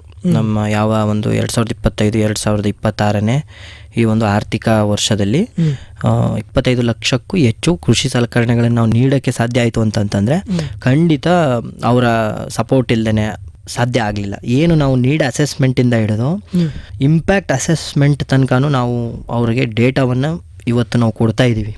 ಅಂತಂದರೆ ಈಗ ಮುಂಚೆ ಏನಾಯ್ತಿತ್ತು ಅಂತಂದರೆ ಕೆಲವೊಬ್ಬರು ಆ್ಯಕ್ಟಿವಿಸ್ಟ್ಗಳು ಆಗಿರ್ಬೋದು, ಕೆಲವೊಬ್ಬರು ನಾನ್ ಟ್ರೈಬಲಲ್ಲಿ ತುಂಬ ಒಂದು ಪ್ರಭಾವವನ್ನು ಹೊಂದಿರೋರಾಗಿರ್ಬೋದು, ಅವರು ಟ್ರೈಬಲ್ಸ್ದು ಸರ್ಟಿಫಿಕೇಟ್ಗಳನ್ನು ಈಸ್ಕೊಂಡು ಈ ಒಂದು ಸಲಕರಣೆಗಳನ್ನು ಡೈರೆಕ್ಟಾಗಿ ತಗೊಳ್ಳೋದು ಆ ಥರ ಎಲ್ಲ ಆಗ್ತಿತ್ತು. ಆ ಥರ ಎಲ್ಲ ಆಗ್ತಿರೋದಕ್ಕೆ ನಾನು ಡೈರೆಕ್ಟಾಗಿ ಯಾವ ಒಂದು ಇಲಾಖೆಯ ತಪ್ಪಿಲ್ಲ ಅದರಲ್ಲಿ. ಯಾಕೆ ಅಂತಂದರೆ ಅವರು ಗ್ರಾಸ್ ರೂಟ್ ರೀಚ್ ಆಗೋದಕ್ಕೆ ಕೆಲವೊಂದು ತೊಂದರೆಗಳಿತ್ತು. ಆ ತೊಂದರೆಗಳಿಗೆ ನಾವು ಬ್ರಿಡ್ಜ್ ಆಗೋದ್ರ ಮುಖಾಂತರ SVYM ಅವ್ರಗಳ ಜೊತೆ ಕೆಲಸ ಮಾಡಿದಾಗ ನಾವು ಇದನ್ನೇ ಕಾಯ್ತಾ ಇದ್ವಿ ಅಂತಂತ ಆ ಒಂದು ಆಪರ್ಚುನಿಟಿನ ಗ್ರ್ಯಾಬ್ ಮಾಡಿರುವಂಥ ಕೆಲವೊಂದು ಇಲಾಖೆಗಳು ಕೂಡ ಇದ್ದಾವೆ ನಮ್ಮ ಜೊತೆ. ತುಂಬ ಕ್ಲೋಸ್ ಆಗಿ ಕೆಲಸ ಮಾಡ್ತಾ ಇರುವಂಥದ್ದನ್ನು ನಾವು ಇದರಲ್ಲಿ ಕಾಣ್ಬೋದು. ಈಗ ತಾವು ಕಳೆದ 2-3 ವರ್ಷಗಳಿಂದ ಈ ಟಾಟಾ ಕನ್ಸ್ಯೂಮರ್ ಪ್ರಾಡಕ್ಟ್ ಲಿಮಿಟೆಡ್ ಪ್ರಾಯೋಜಕತ್ವದಲ್ಲಿ ಈ ಒಂದು ಯೋಜನೆಯನ್ನು ತಾವು ಸಮುದಾಯದಲ್ಲಿ ಜಾರಿಗೆ ತಂದು ಇದರ ಮುಖಾಂತರ ವಿವಿಧ ರೀತಿಯ ಸೇವೆಗಳನ್ನು, ಸೌಲಭ್ಯಗಳನ್ನು ಸಮುದಾಯದ ರೈತರಿಗೆ, ಅದರಲ್ಲೂ ವಿಶೇಷವಾಗಿ ಆದಿವಾಸಿ ರೈತರಲ್ಲಿ ತಾವು ಕೊಡ್ತಾ ಬರ್ತಾ ಇರೋದ್ರಿಂದ ಪ್ರಸ್ತುತ ಅವರ ಒಂದು ಆರ್ಥಿಕ ಅಭಿವೃದ್ಧಿ ಆಗಿರ್ಬೋದು, ಆರ್ಥಿಕ ಸುಸ್ಥಿರತೆ ಹೇಗಿದೆ? ಹೌದು, ನಾನು ಈಗ ಆಗಲೇ ನಾನು ಹೇಳಿದೆ, ಈ ಚೈನ್ ಆಫ್ ಸಸ್ಟೈನಬಿಲಿಟಿ, ಸುಸ್ಥಿರತೆಯ ಸರಪಳಿ ಅಂತಂತ. ನಾವು ಯಾವುದೇ ಒಂದು ಹಂತದಲ್ಲಿನೂ ಅವರು ಹಾಕಿದಂತಹ ದುಡ್ಡು ಎಲ್ಲೂ ಯಾರ ಹತ್ರನೂ ಅದು ಲೀಕ್ ಆಗಬಾರದೇ ಇರೋ ಥರ ಒಂದು ಸರಪಳಿಯನ್ನು ನಾವು ಮಾಡಿದ್ದೀವಿ ಅಂತ. ಈಗ ಬಿತ್ತನೆ ಬೀಜವನ್ನು ನಾವು GKVK ಮತ್ತು KVKಗಳಿಂದ, ಬುಡಕಟ್ಟು ಉಪಯೋಜನೆಗಳಿಂದ ಫ್ರೀ ಸಪ್ಲೈ ಪಡ್ಕೋತೀವಿ. ಪಡ್ಕೊಂಡು ಆ ಬಿತ್ತನೆ ಬೀಜಗಳು ಮತ್ತು ಅವರು ಗೊಬ್ಬರ, ಯಾವುದೇ ಗೊಬ್ಬರವನ್ನು ನಾವು ಕೆಮಿಕಲ್ ಫಾರ್ಮಿಂಗ್ ಮಾಡಿ ಅಂತಂತ ನಾವು ಹೇಳ್ತಾ ಇಲ್ಲ. ರಾಗಿಗೆ ಅತಿ ಕಡಿಮೆ ಒಂದು ನ್ಯೂಟ್ರಿಷನ್ ಇರುವಂತಹ ಜಮೀನುಗಳು ಮತ್ತು ಕ್ಲೈಮೇಟ್ ರೆಸಿಲಿಯನ್ಸಿ ಜಾಸ್ತಿ ಇರೋದ್ರಿಂದ ರಾಗಿ ಮತ್ತು ಸಿರಿಧಾನ್ಯಗಳಿಗೆ ಅವರು ಅತಿ ಹೆಚ್ಚು ಗೊಬ್ಬರ ಗೋಡುಗಳು ಕೂಡ ಬೇಕಾಗಿಲ್ಲ. ಏನು ನಾವು ಟ್ರೆಡಿಷನಲ್ ನಮ್ಮ ವರ್ಮಿ ಕಂಪೋಸ್ಟ್ ಮತ್ತು ನಮ್ಮ ಏನು FYM ಫಾರ್ಮ್ ಯಾರ್ಡ್ ಮೆನ್ಯೂರ್ ಕೊಟ್ಟಿಗೆ ಗೊಬ್ಬರ ಇದ್ದರೆ ಸಾಕು, ಅವರು ತುಂಬ ಒಳ್ಳೆ ಇಳುವರಿಯನ್ನು ಪಡ್ಕೋಬೋದು ಅನ್ನೋದ್ರ ಮುಖಾಂತರ ಅವರು ಗೊಬ್ಬರಕ್ಕೆ ಹಾಕೋ ದುಡ್ಡನ್ನು ನಾವಿಲ್ಲಿ ಕಟ್ ಆಫ್ ಮಾಡಿರುವಂಥದ್ದು ಜೀವಾಮೃತ ಮತ್ತು ವರ್ಮಿ ಕಂಪೋಸ್ಟ್ಗಳ ಮುಖಾಂತರ. ಮತ್ತು ಅವರು ಇನ್ನು ಮುಂದೆ ಹೋದಾಗ ಅವರ ಪ್ರತಿಯೊಂದು ಏನು ಕ್ರಾಪಿಂಗ್ ಸೈಕಲ್, ಪ್ರತಿಯೊಂದು ಕ್ರಾಪ್ ಸೈಕಲಲ್ಲೂ ಕ್ಲಿಯರ್ ಮಾನಿಟರ್ ಮಾಡಿ, ಅದಕ್ಕೆ ನಾವು KVK ಏನಾದರೂ ಸಣ್ಣ ಪುಟ್ಟ ಹೆಚ್ಚು ಕಡಿಮೆ ಆಗ್ತಾ ಇದೆ ಕ್ರಾಪಿಂಗಲ್ಲಿ ಅಂತಂತ ಬಂದಾಗ ವಾಟ್ಸಪ್ ಕಾಲ್ಗಳ ಮುಖಾಂತರ, ಬರೀ ರಾಗಿ ಅಂತ ಅಲ್ಲ ಎಲ್ಲ ಬೆಳೆಗಳದು, ವಾಟ್ಸಪ್ ಕಾಲ್ಗಳ ಮುಖಾಂತರ ವಾಟ್ಸಪ್ ಇಮೇಜನ್ನು ಅವ್ರಿಗೆ ಕಳಿಸಿ ಅಲ್ಲಿಂದ ನಾವು ಅವ್ರ ಹತ್ರ ಪ್ರಿಸ್ಕ್ರಿಪ್ಷನ್ ತೊಗೊಂಡಿರೋದಾಗಿರ್ಬೋದು, ಇದೆಲ್ಲ ಉದಾಹರಣೆಗಳಿದ್ದಾವೆ. ಆ ಥರ ಒಂದು ವಾಟ್ಸಪ್ಪಲ್ಲಿ ಕನೆಕ್ಟ್ ರೆಗ್ಯುಲರ್ ಆಗಿರೋದ್ರಿಂದ ಅದನ್ನು ಏನು ಪೆಸ್ಟ್ ಡ್ಯಾಮೇಜನ್ನು ಕೂಡ ನಾವು ಇದರಲ್ಲಿ ಕಂಟ್ರೋಲ್ ಮಾಡಿರೋವಂಥದ್ದು. ಮತ್ತು ಅವರು ಹಾರ್ವೆಸ್ಟಿಂಗ್ ಸ್ಟೇಜಲ್ಲಿನೂ ಕೂಡ ಹಾರ್ವೆಸ್ಟ್ ಆದಮೇಲೆ ಅದಕ್ಕೆ ಉತ್ತಮ ಬೆಲೆಯನ್ನು ನಾವು ನಿಗದಿ ಮಾಡಿ, ಒಂದು ಯೂನಿಫಾರ್ಮ್ ಬೆಲೆಯನ್ನು ನಾವು ನಿಗದಿ ಮಾಡಿ, ನಾವು ನಮ್ಮ ಸೆಲ್ಫ್ ಹೆಲ್ಪ್ ಗ್ರೂಪ್ ಮಹಿಳೆಯರ ಮುಖಾಂತರನೇ ಅದನ್ನು ಪರ್ಚೇಸ್ ಮಾಡಿಸಿರುವಂಥದ್ದಾಗಿರ್ಬೋದು. ನಿಮಗೆ ಅದು ತುಂಬ ಚೆನ್ನಾಗಿ ಅರಿವಿದೆ. ನಮ್ಮ ಫಾರ್ಮರ್ಸ್ಗಳ ಅವರ ಒಂದು ಪತ್ನಿರು, ಅವರ ಒಂದು ಮಕ್ಕಳೇ ನಮ್ಮ SHGಗಳಲ್ಲಿ ಕೆಲಸ ಮಾಡ್ತಾ ಇರುವಂಥದ್ದು, ನಮ್ಮ ರೂರಲ್ ಸೋಷಿಯಲ್ ಬಿಸ್ನೆಸ್ ಯೂನಿಟ್ಗಳಲ್ಲಿ ನಮ್ಮ ಒಂದು ಇದರಲ್ಲಿ ಕೆಲಸ ಮಾಡ್ತಾ ಇರುವಂಥದ್ದಾಗಿರ್ಬೋದು. ಅವರೇ ಅದನ್ನು ಪರ್ಚೇಸ್ ಮಾಡಿ, ಅವರೇ ಅದನ್ನು ಮೌಲ್ಯವರ್ಧನೆ ಮಾಡಿ, ಅವರೇ ಇನ್ನೊಂದು ಹಂತಕ್ಕೆ ಅದನ್ನು ತಗೊಂಡೋಗಿ ಈಗ ಮಿಲೆಟ್ ಕ್ಯಾಂಟೀನಲ್ಲಿ, ನಮ್ಮ ಒಂದು ಪ್ರಕೃತಿ ಸಿರಿಧಾನ್ಯ ಕ್ಯಾಂಟೀನಲ್ಲಿ ಇವತ್ತು 20ಕ್ಕೂ ಹೆಚ್ಚು ಮಿಲೆಟ್ ರೆಸಿಪಿಗಳನ್ನು ಮಾಡಿ ಅಲ್ಲೇ ನಾವು ಮಾರಾಟ ಮಾಡ್ತಾ ಇರುವಂಥದ್ದು. ಸುತ್ತಮುತ್ತ ಲೋಕಲ್ ಜನಗಳು ಇವತ್ತು ಕಡೆಯಪ್ಪ ನನಗೆ ಶುಗರ್ ಇದೆ, ನಾನು ಡಾಕ್ಟ್ರ್ ಹೇಳಿದ್ದಾರೆ ನೀನು ಜಾಸ್ತಿ ಸ್ವಲ್ಪ ಸಿರಿಧಾನ್ಯಗಳನ್ನು ಬಳಸಬೇಕು ಮತ್ತು ತುಂಬ ಆರೋಗ್ಯದಲ್ಲಿ ನೀವು ನಿಗಾ ಇಡಬೇಕು. ಮತ್ತು ನಮ್ಮ ಒಂದು ಸಿರಿಧಾನ್ಯ ಕ್ಯಾಂಟೀನಲ್ಲಿ ಕೋಲ್ಡ್ ಪ್ರೆಸ್ ಆಯಿಲನ್ನು ನಾವು ಬಳಸುವಂಥದ್ದು, ಯಾವುದೇ ರಿಫೈನ್ಡ್ ಆಯಿಲನ್ನು ನಾವು ಬಳಸಲ್ಲ. ಹಾಗಾಗಿ ಅವರ ಆರೋಗ್ಯದಲ್ಲಿ ಅದು ತುಂಬ ಒಳ್ಳೆ ಪ್ರಭಾವವನ್ನು ಬೀರಿರುವಂಥ ಉದಾಹರಣೆಗಳು ಇದರಲ್ಲಿ ಕಂಡಿದೆ. ಹಾಗಾಗಿ ಈ ಎಂಟೈರ್ ಈ ಸರಪಳಿ ಅದನ್ನು ನಾವು ಕ್ರಿಯೇಟ್ ಮಾಡಿರೋದ್ರಿಂದ ಇಲ್ಲಿ ಎಲ್ಲೂ ಆರ್ಥಿಕ ಒಂದು ಸೋರಿಕೆ ಅಂತಂತ ಇದೆ, ಅದು ಆಗದೇ ಇರೋ ಥರ ನಾವು ನೋಡ್ಕೊಂಡಿರೋದ್ರಿಂದ ಆರ್ಥಿಕವಾಗಿ ಎಲ್ಲ ರೀತಿಯಲ್ಲೂ ಸಬಲೀಕರಣ ಹೊಂದುತ್ತಾ ಇದ್ದಾರೆ ಅಂತಂತ ನಾವು ಇದರಲ್ಲಿ ಹೇಳ್ಬೋದಾಗಿದೆ. ಹಾಗಿದ್ರೆ ಈಗ ಸದ್ಯದಲ್ಲೇ 800ಕ್ಕೂ ಹೆಚ್ಚಿನ ರೈತರುಗಳು ಈ ಸೇವಾ ಸೌಲಭ್ಯಗಳನ್ನು ಈ ಯೋಜನೆ ಮುಖಾಂತರ ಪಡ್ಕೋತಾ ಇದ್ದಾರೆ. ಈ ಕಾರ್ಯಕ್ರಮವನ್ನು ಕೇಳ್ತಾ ಇರೋವಂಥವ್ರಾಗಿರ್ಬೋದು ಅಥವಾ ಸಮುದಾಯದ ರೈತರು, ಹಾಗೆ ನಮ್ಮ ವಿಶೇಷವಾಗಿ ಆದಿವಾಸಿ ರೈತರುಗಳು ಯಾರು ಈ ಯೋಜನೆಯಲ್ಲಿ ಒಳಪಟ್ಟಿರಲ್ಲ, ಈ ಯೋಜನೆಗಳ ಮುಖಾಂತರ ಸೇವಾ ಸೌಲಭ್ಯಗಳನ್ನು ಪಡ್ಕೊಂಡಿರಲ್ಲ, ಅವಂಥವರು ಈ ಯೋಜನೆ ಮುಖಾಂತರ ಸೇವಾ ಸೌಲಭ್ಯ ನಾನು ಪಡ್ಕೋಬೇಕು, ನಾನೊಂದಷ್ಟು ಕೃಷಿಯನ್ನು ಉತ್ತೇಜನ ಮಾಡಿ ಒಂದಷ್ಟು ಆರ್ಥಿಕ ಸುಸ್ಥಿರತೆಯನ್ನು ಕಾಣಬೇಕು, ಸಾವಯವ ಕೃಷಿಗೆ ನಾನು ಮರಳಬೇಕು ಅನ್ನೋ ಒಂದು ಅನಿಸಿದಂಥ ಸಂದರ್ಭದಲ್ಲಿ ತಮ್ಮನ್ನು ಯಾವ ರೀತಿ ಸಂಪರ್ಕ ಮಾಡಬೇಕಾಗುತ್ತೆ, ಅವ್ರಿಗೆ ಯಾವ ರೀತಿ ಆರಂಭದಿಂದ ಅವ್ರಿಗೆ ಸೇವಾ ಸೌಲಭ್ಯಗಳನ್ನು ಕೊಟ್ಟು ಅವರನ್ನು ಒಂದು ಮುಖ್ಯವಾಹಿನಿಗೆ ತರಲಾಗುತ್ತೆ? ಮೇಯ್ನಾಗಿ ಅವರೆಲ್ಲ ಕ್ರೈಟೀರಿಯಾಗೆ ಒಳಪಟ್ಟಿದ್ರೆ, ಸಣ್ಣ ಇಳುವರಿದಾರರಾಗಿದ್ದರೆ ಅವರು ಡೈರೆಕ್ಟಾಗಿ ಈಗ ನಮ್ಮ ಒಂದು ಫೀಲ್ಡ್ ಎಂಪ್ಲಾಯೀಸ್ಗಳು ಯಾರು ಕೆಲಸ ಮಾಡ್ತಾ ಇದ್ದಾರೆ ಫೀಲ್ಡಲ್ಲಿ ಅವ್ರುಗಳನ್ನು ಕಾಂಟ್ಯಾಕ್ಟ್ ಮಾಡೋದಾಗಿರ್ಬೋದು, ಡೈರೆಕ್ಟ್ ನಮ್ಮ ಆಫೀಸ್ಗಳಿಗೆ ಸರಗೂರು ಆಗಿರ್ಬೋದು, ಕೆಂಚನಹಳ್ಳಿ ಆಗಿರ್ಬೋದು, ಆಫೀಸಿಗೆ ಬಂದು ಅಲ್ಲಿ ಕಾಂಟ್ಯಾಕ್ಟ್ ಮಾಡೋದಾಗಿರ್ಬೋದು. ಈಗ ನಾವು ಫೀಲ್ಡ್ಗೆ ಹೋದಾಗ ಕೆಲವರು ಕಾಂಟ್ಯಾಕ್ಟ್ ಮಾಡಿ ಅಲ್ಲಿ ಒಂದು ಒಳಗಡೆ ಬಂದಿರೋವಂಥದ್ದು ಇದೆ, ಆ ಥರನೂ ಒಳಗಡೆ ಬರೋದಾಗಿರ್ಬೋದು. ಆ ಥರ ಯಾರು ವಿಲ್ಲಿಂಗ್ನೆಸ್ ಇದೆ ನಾನು ಬರ್ತೀನಿ ಅಂತಂತ ತೋರಿಸ್ತಾರೆ, ಆವಾಗ ನಾವು ರೈತರಾಗಿದ್ದರೆ ಅವರನ್ನು ನಾವು ಬಿಟ್ಟೇ ಇಲ್ಲ, ಅವರು ನಮ್ಮ ಜೊತೆಲಿ ಕೆಲಸ ಮಾಡ್ಬೋದು. ಯಾವಾಗ ಬೇಕಾದರೂ, ಎಲ್ಲಿ ಬೇಕಾದರೂ, ಯಾವ ಸಂದರ್ಭದಲ್ಲಿ ಬೇಕಾದರೂ, ಮತ್ತು ಯಾವ ಬೆಳೆಗೆ ಅವರು ವೈಜ್ಞಾನಿಕವಾಗಿ ಉತ್ತರ ಬೇಕಾಗಿದೆ ಅಂತಂತ ಅನಿಸಿದಾಗ ಅವ್ರು ನಮ್ಮನ್ನು ಯಾವಾಗ ಬೇಕಾದರೂ ಕಾಂಟ್ಯಾಕ್ಟ್ ಮಾಡ್ಬೋದು ಅಂತಂತ ನಾವು ಈ ಮುಖಾಂತರ ಹೇಳ್ಬೋದು. ಹಾಗಿದ್ರೆ ಈ ಯೋಜನೆ ಮುಖಾಂತರ ಇಷ್ಟೆಲ್ಲ ಕಾರ್ಯಚಟುವಟಿಕೆಗಳನ್ನು, ಸೇವೆಗಳನ್ನು ಮಾಡ್ತಾ ಕೃಷಿಯನ್ನು ಉತ್ತೇಜನ ಮಾಡ್ತಾ ಬರ್ತಾ ಇದ್ದೀರಾ. ಈ ಯೋಜನೆ ಮುಖಾಂತರ ಪರಿಸರಕ್ಕೆ ಏನೆಲ್ಲ ವಿಶೇಷವಾದಂಥ ಕೊಡುಗೆಗಳನ್ನು ಈ ಯೋಜನೆ ಕೊಡ್ತಾ ಬರ್ತಾ ಇದೆ? ಅದೇ ನಾನು ಆಗಲೇ ಹೇಳಿದಾಗೆ ತುಂಬ ಮುಂಚೆ ಕೆಮಿಕಲ್ ಡಿಪೆಂಡೆನ್ಸಿ, ಕೆಮಿಕಲ್ಗೆ ತುಂಬ ಡಿಪೆಂಡ್ ಆಗಿದ್ರು. ಅದು ಆರ್ಥಿಕವಾಗಿ ಅವ್ರಿಗೆ ಒತ್ತಡಕ್ಕೆ ಸಿಲುಕಿಸೋದಲ್ಲದೆ ಅವರ ಮಣ್ಣಿನ ಆರೋಗ್ಯವನ್ನು ನಿರ್ವಹಣೆ ಮಾಡೋದಕ್ಕೂ ಕೂಡ ಅದು ಸಮಸ್ಯೆ ಆಗ್ತಿತ್ತು. ಈ ಒಂದು ಕಾರ್ಯಕ್ರಮದ ಮುಖಾಂತರ ಏನು ವರ್ಮಿ ಕಂಪೋಸ್ಟ್ ಮತ್ತು ನಾವು ಜೀವಾಮೃತ ಅದರಲ್ಲೂ ಮಾಡಿದ್ವಿ, ಅವರ ಮಣ್ಣಿನ ಆರೋಗ್ಯ ಮೇಲ್ ಬರುವಂಥದ್ದನ್ನು ನಾವು ಕಂಡಿದ್ದೀವಿ. ಮತ್ತು ಅತಿ ಜಾಸ್ತಿ ಮಳೆ ನಮ್ಮ ಈ ಭಾಗದಲ್ಲಿ ಆಗೋದ್ರಿಂದ ರನ್ ಆಫ್ಗಳು ಜಾಸ್ತಿ, ಅಂತಂದರೆ ನೀರು ಹರಿದು ಹೋಗೋವಂಥದ್ದು ಜಾಸ್ತಿ ಸರ್ಫೇಸಲ್ಲಿ. ನಿಮಗೂ ಕೂಡ ಎಕ್ಸ್ಪೀರಿಯನ್ಸ್ ಆಗಿದೆ, ನೀವು ಇಲ್ಲಿಯವರೇ ಆದ್ದರಿಂದ. ಅನ್ಇವನ್ ಟೋಪೋಗ್ರಫಿ ಅಂತ ಹೇಳ್ತೀವಿ. ನಮ್ಮ ಭೂಮಿಯ ಮೇಲ್ಮೈ ಪದರ ಏನಿದೆ ಅದು ಈವನ್ ಆಗಿಲ್ಲ, ಅಂದರೆ ಸಮತಟ್ಟಾಗಿ ಇಲ್ಲ. ನಮ್ಮ HD ಕೋಟೆ ಮತ್ತು ಸರಗೂರು ಭಾಗ ಬೆಟ್ಟ ಗುಡ್ಡಗಳು ಮತ್ತು ಸಣ್ಣ ಪುಟ್ಟ ಬೆಟ್ಟ ಗುಡ್ಡಗಳಿಂದ ಕೂಡಿರುವಂಥದ್ದು. ಇಲ್ಲಿ ಬಿದ್ದಂತಹ ನೀರು ಇಂಗೋದಕ್ಕಿಂತ ಜಾಸ್ತಿ ಓಡೋದು ಜಾಸ್ತಿ, ಹರಿದು ಕೆರೆ ಕಟ್ಟೆಗಳನ್ನು ಸೇರ್ಕೊಳ್ಳೋದು ಜಾಸ್ತಿ. ಆವಾಗ ಅಲ್ಲಿ ಏನಾಗ್ತಿತ್ತು, ನಾವು ಕೆಮಿಕಲ್ಸನ್ನು ಜಾಸ್ತಿ ನಾವು ಭೂಮಿಗೆ ಹಾಕಿದಾಗ ಆ ಪ್ಲ್ಯಾಂಟ್ಸು ತಗೊಳ್ಳೋದು ಒಂದು 10% 20% ಅದರಲ್ಲಿ ತಗೊಳುತ್ತೆ. ಯಾರು ಇಲ್ಲಿ ನಮ್ಮಲ್ಲಿ ಸಾಯಿಲ್ ಟೆಸ್ಟ್ ಮಾಡಿಸಿ ಅದಕ್ಕೆ ಎಷ್ಟು ಬೇಕು ಅಷ್ಟನ್ನೇ ಹಾಕುವಂತಹ ಒಂದು ಪರಿಸ್ಥಿತಿಯಲ್ಲಿ ಇಲ್ಲ. ಅವರು ಬೇಕಾದಾಗೆ ಅವರು ಗೊಬ್ಬರಗಳನ್ನು ಹಾಕ್ತಾ ಇರ್ತಾರೆ. ಅದು ಅದ್ರ ಜೊತೆಲಿ ಹರ್ಕೊಂಡು ಹೋಗಿ ಕೆರೆ ಕಟ್ಟೆಗಳನ್ನು ಸೇರ್ಕೊಂಡು ಅಲ್ಲಿ ಯೂಟ್ರೋಫಿಕೇಶನ್ ಆಫ್ ಲೇಕ್ ಅಂತಂತ ನಾವು ಕರಿತೀವಿ. ಅಂತಂದರೆ ಅದರಲ್ಲಿ ಹಾಲ್ಗೆ ಅನ್ನುವಂತಹ ಒಂದು ಅಂಶ ಅದರಲ್ಲಿ ಏರಿಕೆಯಾಗಿ ಮೇಲ್ಪದರದಲ್ಲೆಲ್ಲ ಹಸಿರುಗಟ್ಕೊಂಡು, ನೀವು ನೋಡಿರ್ತಾರೆ ಕೆಲವೊಂದು ಲೇಕ್ಸ್ಗಳು, ಕೆಲವೊಂದು ಕೆರೆ ಕಟ್ಟೆಗಳು ಮೇಲೆಲ್ಲ ಹಸಿರು ತೇಲ್ತಾ ಇರುತ್ತೆ. ಅದೇನಾಗುತ್ತೆ, ಅದರ ಒಳಗಡೆ ಇರುವಂತಹ ಮೀನುಗಳು ಮತ್ತು ಬೇರೆ ಜಲಚರಗಳಿಗೆ ಎಫೆಕ್ಟ್ ಆಗಿರುವಂಥದ್ದು. ಮೇಲ್ಗಡೆ ಹಸಿರುಗಟ್ಟಿ ಸೂರ್ಯನ ಕಿರಣಗಳು ಒಳಗಡೆ ಹೋಗದಾಗ ಕೆಳಗಡೆ ಅದು ಡೆಡ್ ಝೋನ್ ಕ್ರಿಯೇಟ್ ಆಗಿಬಿಡುತ್ತೆ. ಸೂರ್ಯನ ಕಿರಣ ಒಳಗಡೆ ಹೋಗಿದ್ರೆ ಫೋಟೋಸಿಂಥಸಿಸ್ ಲಾಕ್ ಆಗಿ ಡೆಡ್ ಝೋನ್ ಕ್ರಿಯೇಟ್ ಆಗಿ ಅಲ್ಲಿ ಯಾವುದೇ ಒಂತಹ ಗಿಡಗುಂಟೆಗಳು ಆಗಿರ್ಬೋದು ಅಥವಾ ಜಲಚರಗಳಾಗಿರ್ಬೋದು ಅಲ್ಲಿ ಬದುಕಕ್ಕಾಗದೇ ಇರುವಂತಹ ಪರಿಸ್ಥಿತಿಗಳು ಬಂದಿರೋದು. ಆ ಪರಿಸ್ಥಿತಿಗಳನ್ನು ನಿಭಾಯಿಸುವಂಥದ್ರಲ್ಲಿ ವರ್ಮಿ ಕಂಪೋಸ್ಟ್ ಮತ್ತು ಜೀವಾಮೃತಗಳು ಇಲ್ಲಿ ಕೆಲಸಕ್ಕೆ ಬಂದಿವೆ ಅಂತನ್ನುವಂಥದ್ದು. ಎರಡನೇದು ಮಣ್ಣಿನ ಆರೋಗ್ಯ. ಅಫ್ಕೋರ್ಸ್ ಅದರಲ್ಲಿ ಮಣ್ಣಿನ ಆರೋಗ್ಯ ಮಾತ್ರ ತುಂಬ ಚೆನ್ನಾಗಿ ಇಂಪ್ರೂವ್ ಆಗುತ್ತೆ. ಮತ್ತು ನಾವು ಮಿಲೆಟ್ ಕಲ್ಟಿವೇಷನ್ನು, ಅದು ಒಂದು ಕ್ಲೈಮೇಟ್ ರೆಸಿಲಿಯೆಂಟ್ ಕ್ರಾಪ್. ಆರ್ಥಿಕವಾಗಿ ಅವ್ರಿಗೆ ಹೆಲ್ಪ್ ಆಗೋದಲ್ಲೇ ನಮ್ಮ ಈ ಭಾಗದಲ್ಲಿ ಚೆಲ್ರಾಗಿಯನ್ನು ಜಾಸ್ತಿ ಬಿತ್ತುತ್ತಾರೆ. ಈ ಇತ್ತೀಚಿನ ದಿನಗಳಲ್ಲಿ ಚಿಯಾ ಸೀಡು ಮುನ್ನೆಲೆಗೆ ಬಂದಿರುವಂಥದ್ದು. ಈಗ ನಮ್ಮ ಹತ್ರ ಫಾರ್ಮರ್ಸಲ್ಲಿ ಚಿಯಾ ಸೀಡ್ ಕಡೆ ಒಲವು ಇರುವಂಥ ಫಾರ್ಮರ್ಸ್ಗಳು ಇದ್ದಾರೆ. ಅವರಿಗೆ ನಾವು ರಾಗಿ ಎಷ್ಟು ಉಪಯೋಗ ಆಗುತ್ತೆ, ಎಷ್ಟು ನೀವು ಆರ್ಥಿಕವಾಗಿ ಮೇಲೆ ಬರಬೇಕು ಅಂತಂದರೆ ಸುಸ್ಥಿರ ಕ್ರಮಗಳನ್ನು ಅಳವಡಿಸ್ಕೊಂಡು ಹೆಂಗೆ ರಾಗಿ ಇಳುವರಿಯನ್ನು ಜಾಸ್ತಿ ಮಾಡಬೇಕು, ನೀವು RMCಗೆ ನೀವು ಕೊಟ್ಟಾಗ ಮಾರ್ಕೆಟಿಗೆ ನೀವು ಅದನ್ನು ತಲುಪಿಸಿದಾಗ ಹೆಂಗೆ ನೀವು ಲಾಭವನ್ನು ಗಳಿಸ್ಬೋದು, ಎಷ್ಟರ ಮಟ್ಟಿಗೆ ನೀವು ಇಳುವರಿಯನ್ನು ರೈಸ್ ಮಾಡ್ಕೋಬೋದು ಅನ್ನೋ ಅಂಥದ್ದನ್ನು ಅವೇರ್ನೆಸ್ಸು ಕೊಟ್ಟು ಅದನ್ನು ಜಾಸ್ತಿ ಮಾಡಿರೋವಂಥದ್ದು ರಾಗಿ ಬೆಳೆಯೋದು. ಚೆಲ್ ರಾಗಿಯನ್ನೇ ಈ ಕಡೆ ಜಾಸ್ತಿ ಬೆಳೆಯೋವಂಥದ್ದು. ನಾವು ಸಾಲ್ ರಾಗಿಯನ್ನು ನಾವು ಪ್ರಮೋಟ್ ಮಾಡ್ತೀವಿ, ಆದರೂ ಚೆಲ್ ರಾಗಿಯನ್ನು ಎಲ್ಲೋ ಒಂದು ಕಡೆ ಚೆಲ್ ರಾಗಿಯನ್ನು ನೀವು ಬೆಳೆದಾಗ ಉಳುಮೆ ತುಂಬ ಕಡಿಮೆ ಇರುತ್ತೆ. ನೀವು 3 ತಿಂಗಳಲ್ಲಿ ಉಳುಮೆನೇ ಇರಲ್ಲ, ಆಲ್ಮೋಸ್ಟ್ ಝೀರೋ. ನೀವು ಉಳುಮೆ ಎಲ್ಲಿ ಕಡಿಮೆ ಇರುತ್ತೆ ಅಲ್ಲಿ ಒಳಗಡೆ ಮಣ್ಣಿನ ಸ್ಟ್ರಕ್ಚರ್ ಏನು ರಚನೆ ಅಂತ ಕರಿತೀವಿ ಅದು ಡಿಸ್ಟರ್ಬ್ ಆಗಲ್ಲ. ಅಲ್ಲಿ ಬ್ಯಾಕ್ಟೀರಿಯಲ್ ಕಾಲೋನಿ ಜೀವಂತವಾಗಿ ಸ್ವಲ್ಪ ದಿನ ಇದ್ದು ಅಲ್ಲಿ ಕಾರ್ಯವನ್ನು ನಿರ್ವಹಿಸುವಂಥದ್ದು ಕಂಡುಬರುತ್ತೆ ಈ ಒಂದು ಕಾಂಟೆಕ್ಸ್ಟಲ್ಲಿ. ಯಾವಾಗ ನಾವು ರಾಗಿಯನ್ನು ಪ್ರಮೋಟ್ ಮಾಡ್ತೀವಿ, ಸಿರಿಧಾನ್ಯವನ್ನು ಪ್ರಮೋಟ್ ಮಾಡ್ತೀವಿ, ಆ ಒಂದು ಕಾಂಟೆಕ್ಸ್ಟಲ್ಲಿ. ಹಾಗಾಗಿ ಅದು ಕೂಡ ನಮ್ಮಲ್ಲಿ ಒಂದು ಎನ್ವೈರ್ನ್ಮೆಂಟ್ಗೆ ಹೆಲ್ಪ್ ಆಗಿರುವಂಥದ್ದು.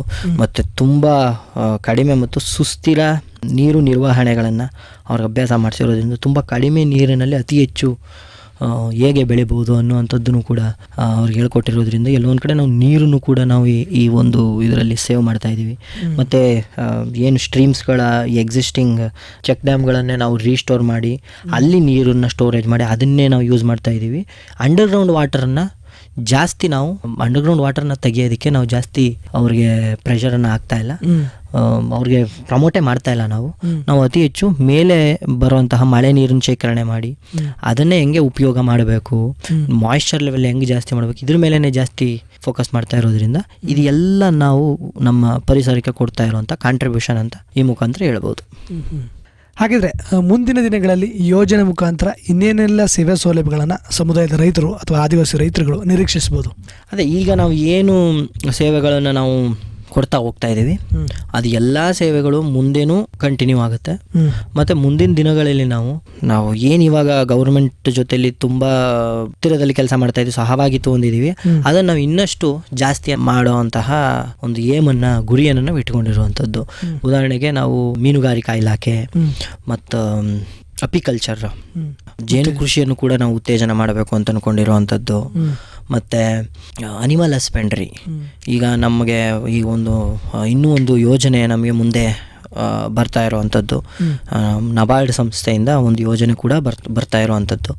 ಆ ಒಂದು ಯೋಜನೆಯೂ ಕೂಡ ಈ ಒಂದು ಯೋಜನೆ ಜೊತೆ ಇನ್ಕಾರ್ಪೊರೇಟ್ ಮಾಡಿ ಒಂದೇ ರೈತನಿಗೆ ಒಂದು ಸುಸ್ಥಿರ ಎಲ್ಲ ಇನ್ವಾಲ್ವ್ ಆಗಿರುವಂತಹ ಒಂದು ಇಂಟಿಗ್ರೇಟೆಡ್ ಫಾರ್ಮಿಂಗನ್ನು ಇಲ್ಲಿ ಪ್ರಮೋಟ್ ಮಾಡಬೇಕು ಮುಂದಿನ ದಿನಗಳಲ್ಲಿ ಅನ್ನುವಂಥದ್ದು ನಮ್ಮ ಗುರಿಯಾಗಿರುತ್ತೆ.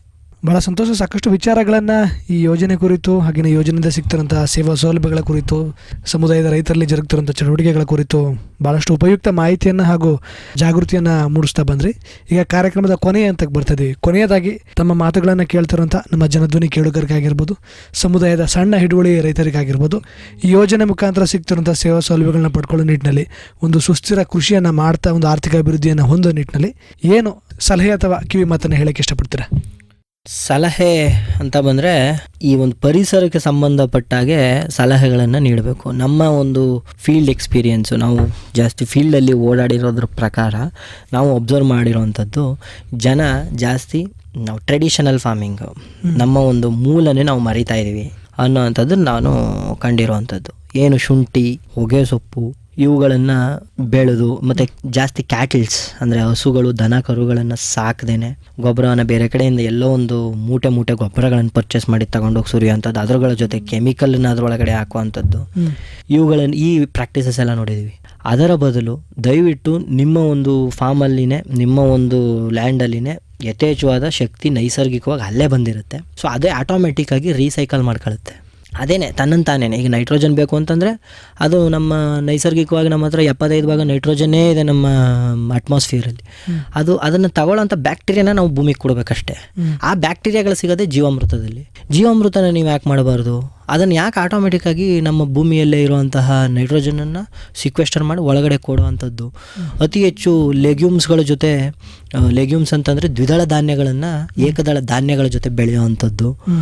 ಆವಾಗ ಅವ್ರಿಗೆ ಯೂರಿಯಾಗಳು ಮತ್ತು DAPಗಳನ್ನು ಹಾಕುವಂತಹ ಅವಶ್ಯಕತೆನೇ ಬರೋದಿಲ್ಲ. ಆ ಒಂದು ಕೃಷಿ ಕಡೆ ನೀವು ಯಾಕೆ ಹೋಗಬಾರ್ದು ಅನ್ನುವಂಥದ್ದು. ನಿಮ್ಮಲ್ಲಿರೋ ಫಾರ್ಮ್ ಏನು ವೇಸ್ಟ್ ಇದೆ ಅದರಲ್ಲೇ ಸಿಕ್ಕಾಬಟ್ಟೆ ಎನರ್ಜಿಗಳಿರುತ್ತೆ. ಅಲ್ಲೇ ನೈಟ್ರೋಜನ್ ಇರುತ್ತೆ, ಅಲ್ಲೇ ಕಾರ್ಬನ್ ಇರುತ್ತೆ, ಅಲ್ಲೇ ಫಾಸ್ಫರಸ್ ಇರುತ್ತೆ, ಅಲ್ಲೇ ಪೊಟ್ಯಾಷಿಯಮ್ ಇರುತ್ತೆ. ಎಲ್ಲವನ್ನು ನೀವು ಅಲ್ಲೇ ಯಾಕೆ ಮಲ್ಚ್ ಮಾಡಿ ರೀಸೈಕಲ್ ಮಾಡಬಾರ್ದು ಅನ್ನೋವಂಥದ್ದಾಗಿರ್ಬೋದು. ಮತ್ತು ಅತಿ ಕ್ಲೈಮೇಟ್ ರೆಸಿಲಿಯೆಂಟ್ ಕ್ರಾಪ್ಸು, ಮತ್ತು ನೀರನ್ನು ತುಂಬ ಕಡಿಮೆ ಬಳಸಿ ಕೃಷಿಯನ್ನು ಮಾಡಿ ಅಂತ. ಸುಮ್ಮನೆ ನೀರನ್ನು ಕಿತ್ತು ಬಿಡೋದು, ಸುಮ್ಮನೆ ಆನ್ ಮಾಡಿಟ್ಟಿರೋದು, ಅದನ್ನೆಲ್ಲ ನಾವು ನೋಡ್ತೀವಿ. ಪಂಪ್ ಸೆಟ್ ಇದೆ, ಫ್ರೀ ಕರೆಂಟ್ ಇದೆ ಅಂತಂತ ಅದನ್ನೆಲ್ಲ ಮಾಡೋ ಅಂಥದ್ದನ್ನು ನಾವು ನೋಡಿರ್ತೀವಿ. ಯಾಕೆ ಅಂತಂದರೆ ನಮ್ಮ ಈ ಒಂದು ಕೆಲವೊಂದು ಸರ್ವೆಯ ಪ್ರಕಾರ HD ಕೋಟೆ ಮತ್ತು ಈ ಭಾಗದಲ್ಲಿ ನೀರನ್ನು ಎತ್ತುವಿಕೆ ಜಾಸ್ತಿ ಇದೆ, ನೀರನ್ನು ಇಂಗಿಸುವಿಕೆ ತುಂಬ ಕಡಿಮೆ ಇದೆ. ಎನ್ವೈರ್ನ್ಮೆಂಟಲಿ ಕೂಡ ನಾನು ಆಗಲೇ ಹೇಳಿದಾಗೆ ಟೋಪೋಗ್ರಫಿ ಅನ್ಇವನ್ ಆದ್ದರಿಂದ ಇಲ್ಲಿ ಸರ್ಫೇಸ್ ರನ್ ಆಫ್ಗಳು, ನೀರು ಇಂಗೋದಕ್ಕೆ ಟೈಮ್ ತುಂಬ ಕಡಿಮೆ ಇರುತ್ತೆ. ಸರ್ಫೇಸ್ ರನ್ ಆಫ್ ಅರಿವಿಕೆ ಜಾಸ್ತಿ ಇರುತ್ತೆ. ಹಾಗಾಗಿ ನೀವು ಮಣ್ಣನ್ನು ಲಾಸ್ ಮಾಡ್ಕೊಳ್ಳೋದಲ್ಲದೆ ನೀರನ್ನು ಲಾಸ್ ಮಾಡ್ಕೊಳ್ತಾ ಇದ್ದೀರಾ. ಮತ್ತು ಮೂರನೇದು ಪರ್ಕ್ಯುಲೇಷನ್, ನಮ್ಮ ಸಾಯಿಲ್ ಮಣ್ಣು ಜಾಸ್ತಿ ಸಿಲ್ಟ್ ಮೆಟೀರಿಯಲ್, ಸಣ್ಣ ಸಣ್ಣ ಮಣ್ಣಿನ ಕಣಗಳಿಂದ ಕೂಡಿರೋದ್ರಿಂದ ನೀರನ್ನು ಹಿಡಿದು ಇಟ್ಕೊಬಿಡ್ತವೆ. ಅದು ಒಳಗಡೆಗೆ ಪರ್ಕ್ಯುಲೇಟ್ ಆಗೋಕ್ಕೆ ಅಂದರೆ ಅಂತರ್ಜಲಕ್ಕೆ ತಲುಪೋದಕ್ಕೆ ಕಷ್ಟ ಆಗ್ತಿದೆ. ಮೇಲ್ಗಡೆನೆ ಹರಿದೋಗೋದಕ್ಕೆ ಅದು ಹೆಲ್ಪ್ ಮಾಡ್ತಿದೆ. ಇದರಿಂದಾಗಿ ನಮ್ಮ ಭೂಮಿಯ ಒಳ ಪದರದಲ್ಲಿ ಏನು ಫ್ರ್ಯಾಕ್ಚರ್ಸ್ ಅಂತ ಸಣ್ಣ ಸಣ್ಣ ಸಣ್ಣ ಸಣ್ಣ ಹೋಲ್ಗಳು ಕಡಿಮೆ ಇರೋದ್ರಿಂದ, ಅದಕ್ಕೇ ನಾವು ನಮ್ಮ ಈ ಭಾಗದಲ್ಲಿ ಎಕ್ಸ್ಪೀರಿಯೆನ್ಸ್ ಮಾಡೋದು, ಬೇಸಿಗೆ ಕಾಲದಲ್ಲಿ ನೀರೇ ಇರಲ್ಲ, ಮಳೆಗಾಲದಲ್ಲಿ ಬೋರ್ವೆಲ್ ತುಂಬಿ ಆಚೆ ಬರ್ತಾ ಇರುತ್ತೆ. ಹೌದು. ಯಾಕೆ ಅಂತಂದ್ರೆ ಒಳಗಡೆ ಫ್ರ್ಯಾಕ್ಚರ್ಸ್, ನೀರು ಸ್ಟೋರೇಜೇ ಕಡಿಮೆ ಇದೆ. ಹಾಗಾಗಿ ಮಳೆ ನೀರು ಇಂಗಿಸುವಿಕೆ, ಬಂಡ್ಸ್ಗಳನ್ನು ಕನ್ಸ್ಟ್ರಕ್ಟ್ ಮಾಡೋದು, ಅಲ್ಲೇ ಇಂಗಿಸೋದು, ನಮ್ಮ ಬೋರ್ವೆಲ್ ಪಕ್ಕದಲ್ಲೇ ಒಂದು ಗುಂಡಿಯನ್ನು ಮಾಡೋದು, ಅಲ್ಲೇ ಇಂಗಿಸೋದು, ಅತಿ ಹೆಚ್ಚು ಕ್ಲೈಮೇಟ್ ರೆಸಿಲಿಯೆಂಟ್ ಕ್ರಾಪ್ಗಳು, ಹವಾಮಾನಕ್ಕೆ ಅನುಗುಣವಾಗಿ ನಾವು ಕ್ರಾಪ್ಗಳನ್ನು ಬೆಳೆಯುವಂಥದ್ದು, ಅವುಗಳ ಕಡೆ ಫೋಕಸ್ ಮಾಡಬೇಕು. ನೀವು ಈ ಕೆಮಿಕಲ್ ಮತ್ತು ಈ ಫಾರ್ಮಿಂಗನ್ನು ಬಿಟ್ಟು ಶುಂಠಿಗೆ ನಾವು ಈಗ ಏನು ಮಾಡ್ತೀವಿ, ಪೆಸ್ಟಿಸೈಡ್ಸು, ಹರ್ಬಿಸೈಡ್ಸು, ಇವುಗಳ ಮೇಲೆಲ್ಲ ಡಿಪೆಂಡೆನ್ಸಿಯನ್ನು ಕಡಿಮೆ ಮಾಡಬೇಕು. ಅದಕ್ಕೆ ಆರ್ಗ್ಯಾನಿಕ್ ಆಗಿ ತುಂಬ ಪರ್ಯಾಯಗಳಿದ್ದಾವೆ, ಅವುಗಳ ಮೊರೆ ಹೋಗೋವಂಥದ್ದು ಒಳ್ಳೆಯದು ಅಂತಂತ ಈ ಮುಖಾಂತರ ಹೇಳೋದಕ್ಕೆ ಇಷ್ಟಪಡ್ತೀನಿ.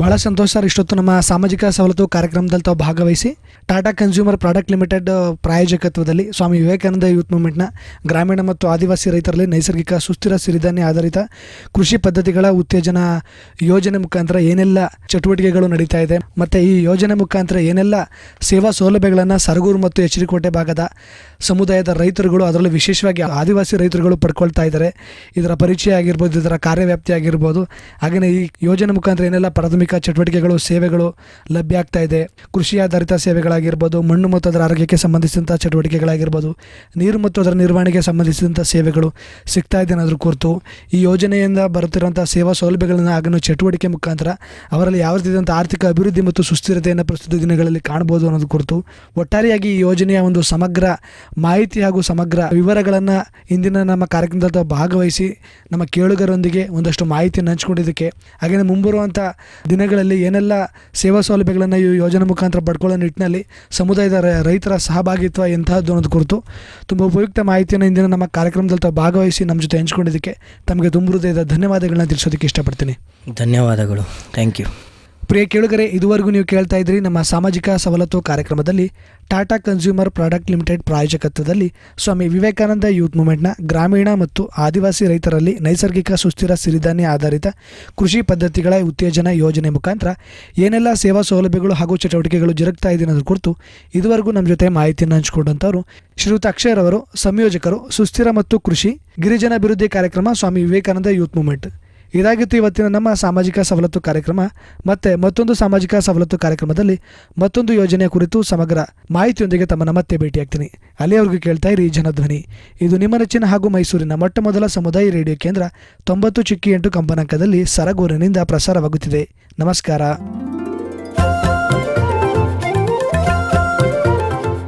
ಸಾಮಾಜಿಕ ಸವಲತ್ತು. ಸರ್ಕಾರಿ ಇಲಾಖೆಯಲ್ಲಿರುವ ಸೇವಾ ಸೌಲಭ್ಯಗಳು ಹಾಗೂ ವಿವಿಧ ಅಭಿವೃದ್ಧಿ ಯೋಜನೆಗಳ ಕುರಿತ ಸರಣಿ ಕಾರ್ಯಕ್ರಮ ಪ್ರತಿ ಮಂಗಳವಾರ ಬೆಳಿಗ್ಗೆ 10:20ಕ್ಕೆ ಹಾಗೂ ಮರುಪ್ರಸಾರ ಗುರುವಾರ ಸಂಜೆ 6:50ಕ್ಕೆ. ತಪ್ಪದೆ ಕೇಳಿ ನಿಮ್ಮ ನೆಚ್ಚಿನ ಜನಧ್ವನಿ ಸಮುದಾಯ ಬಾನುಲಿಯಲ್ಲಿ.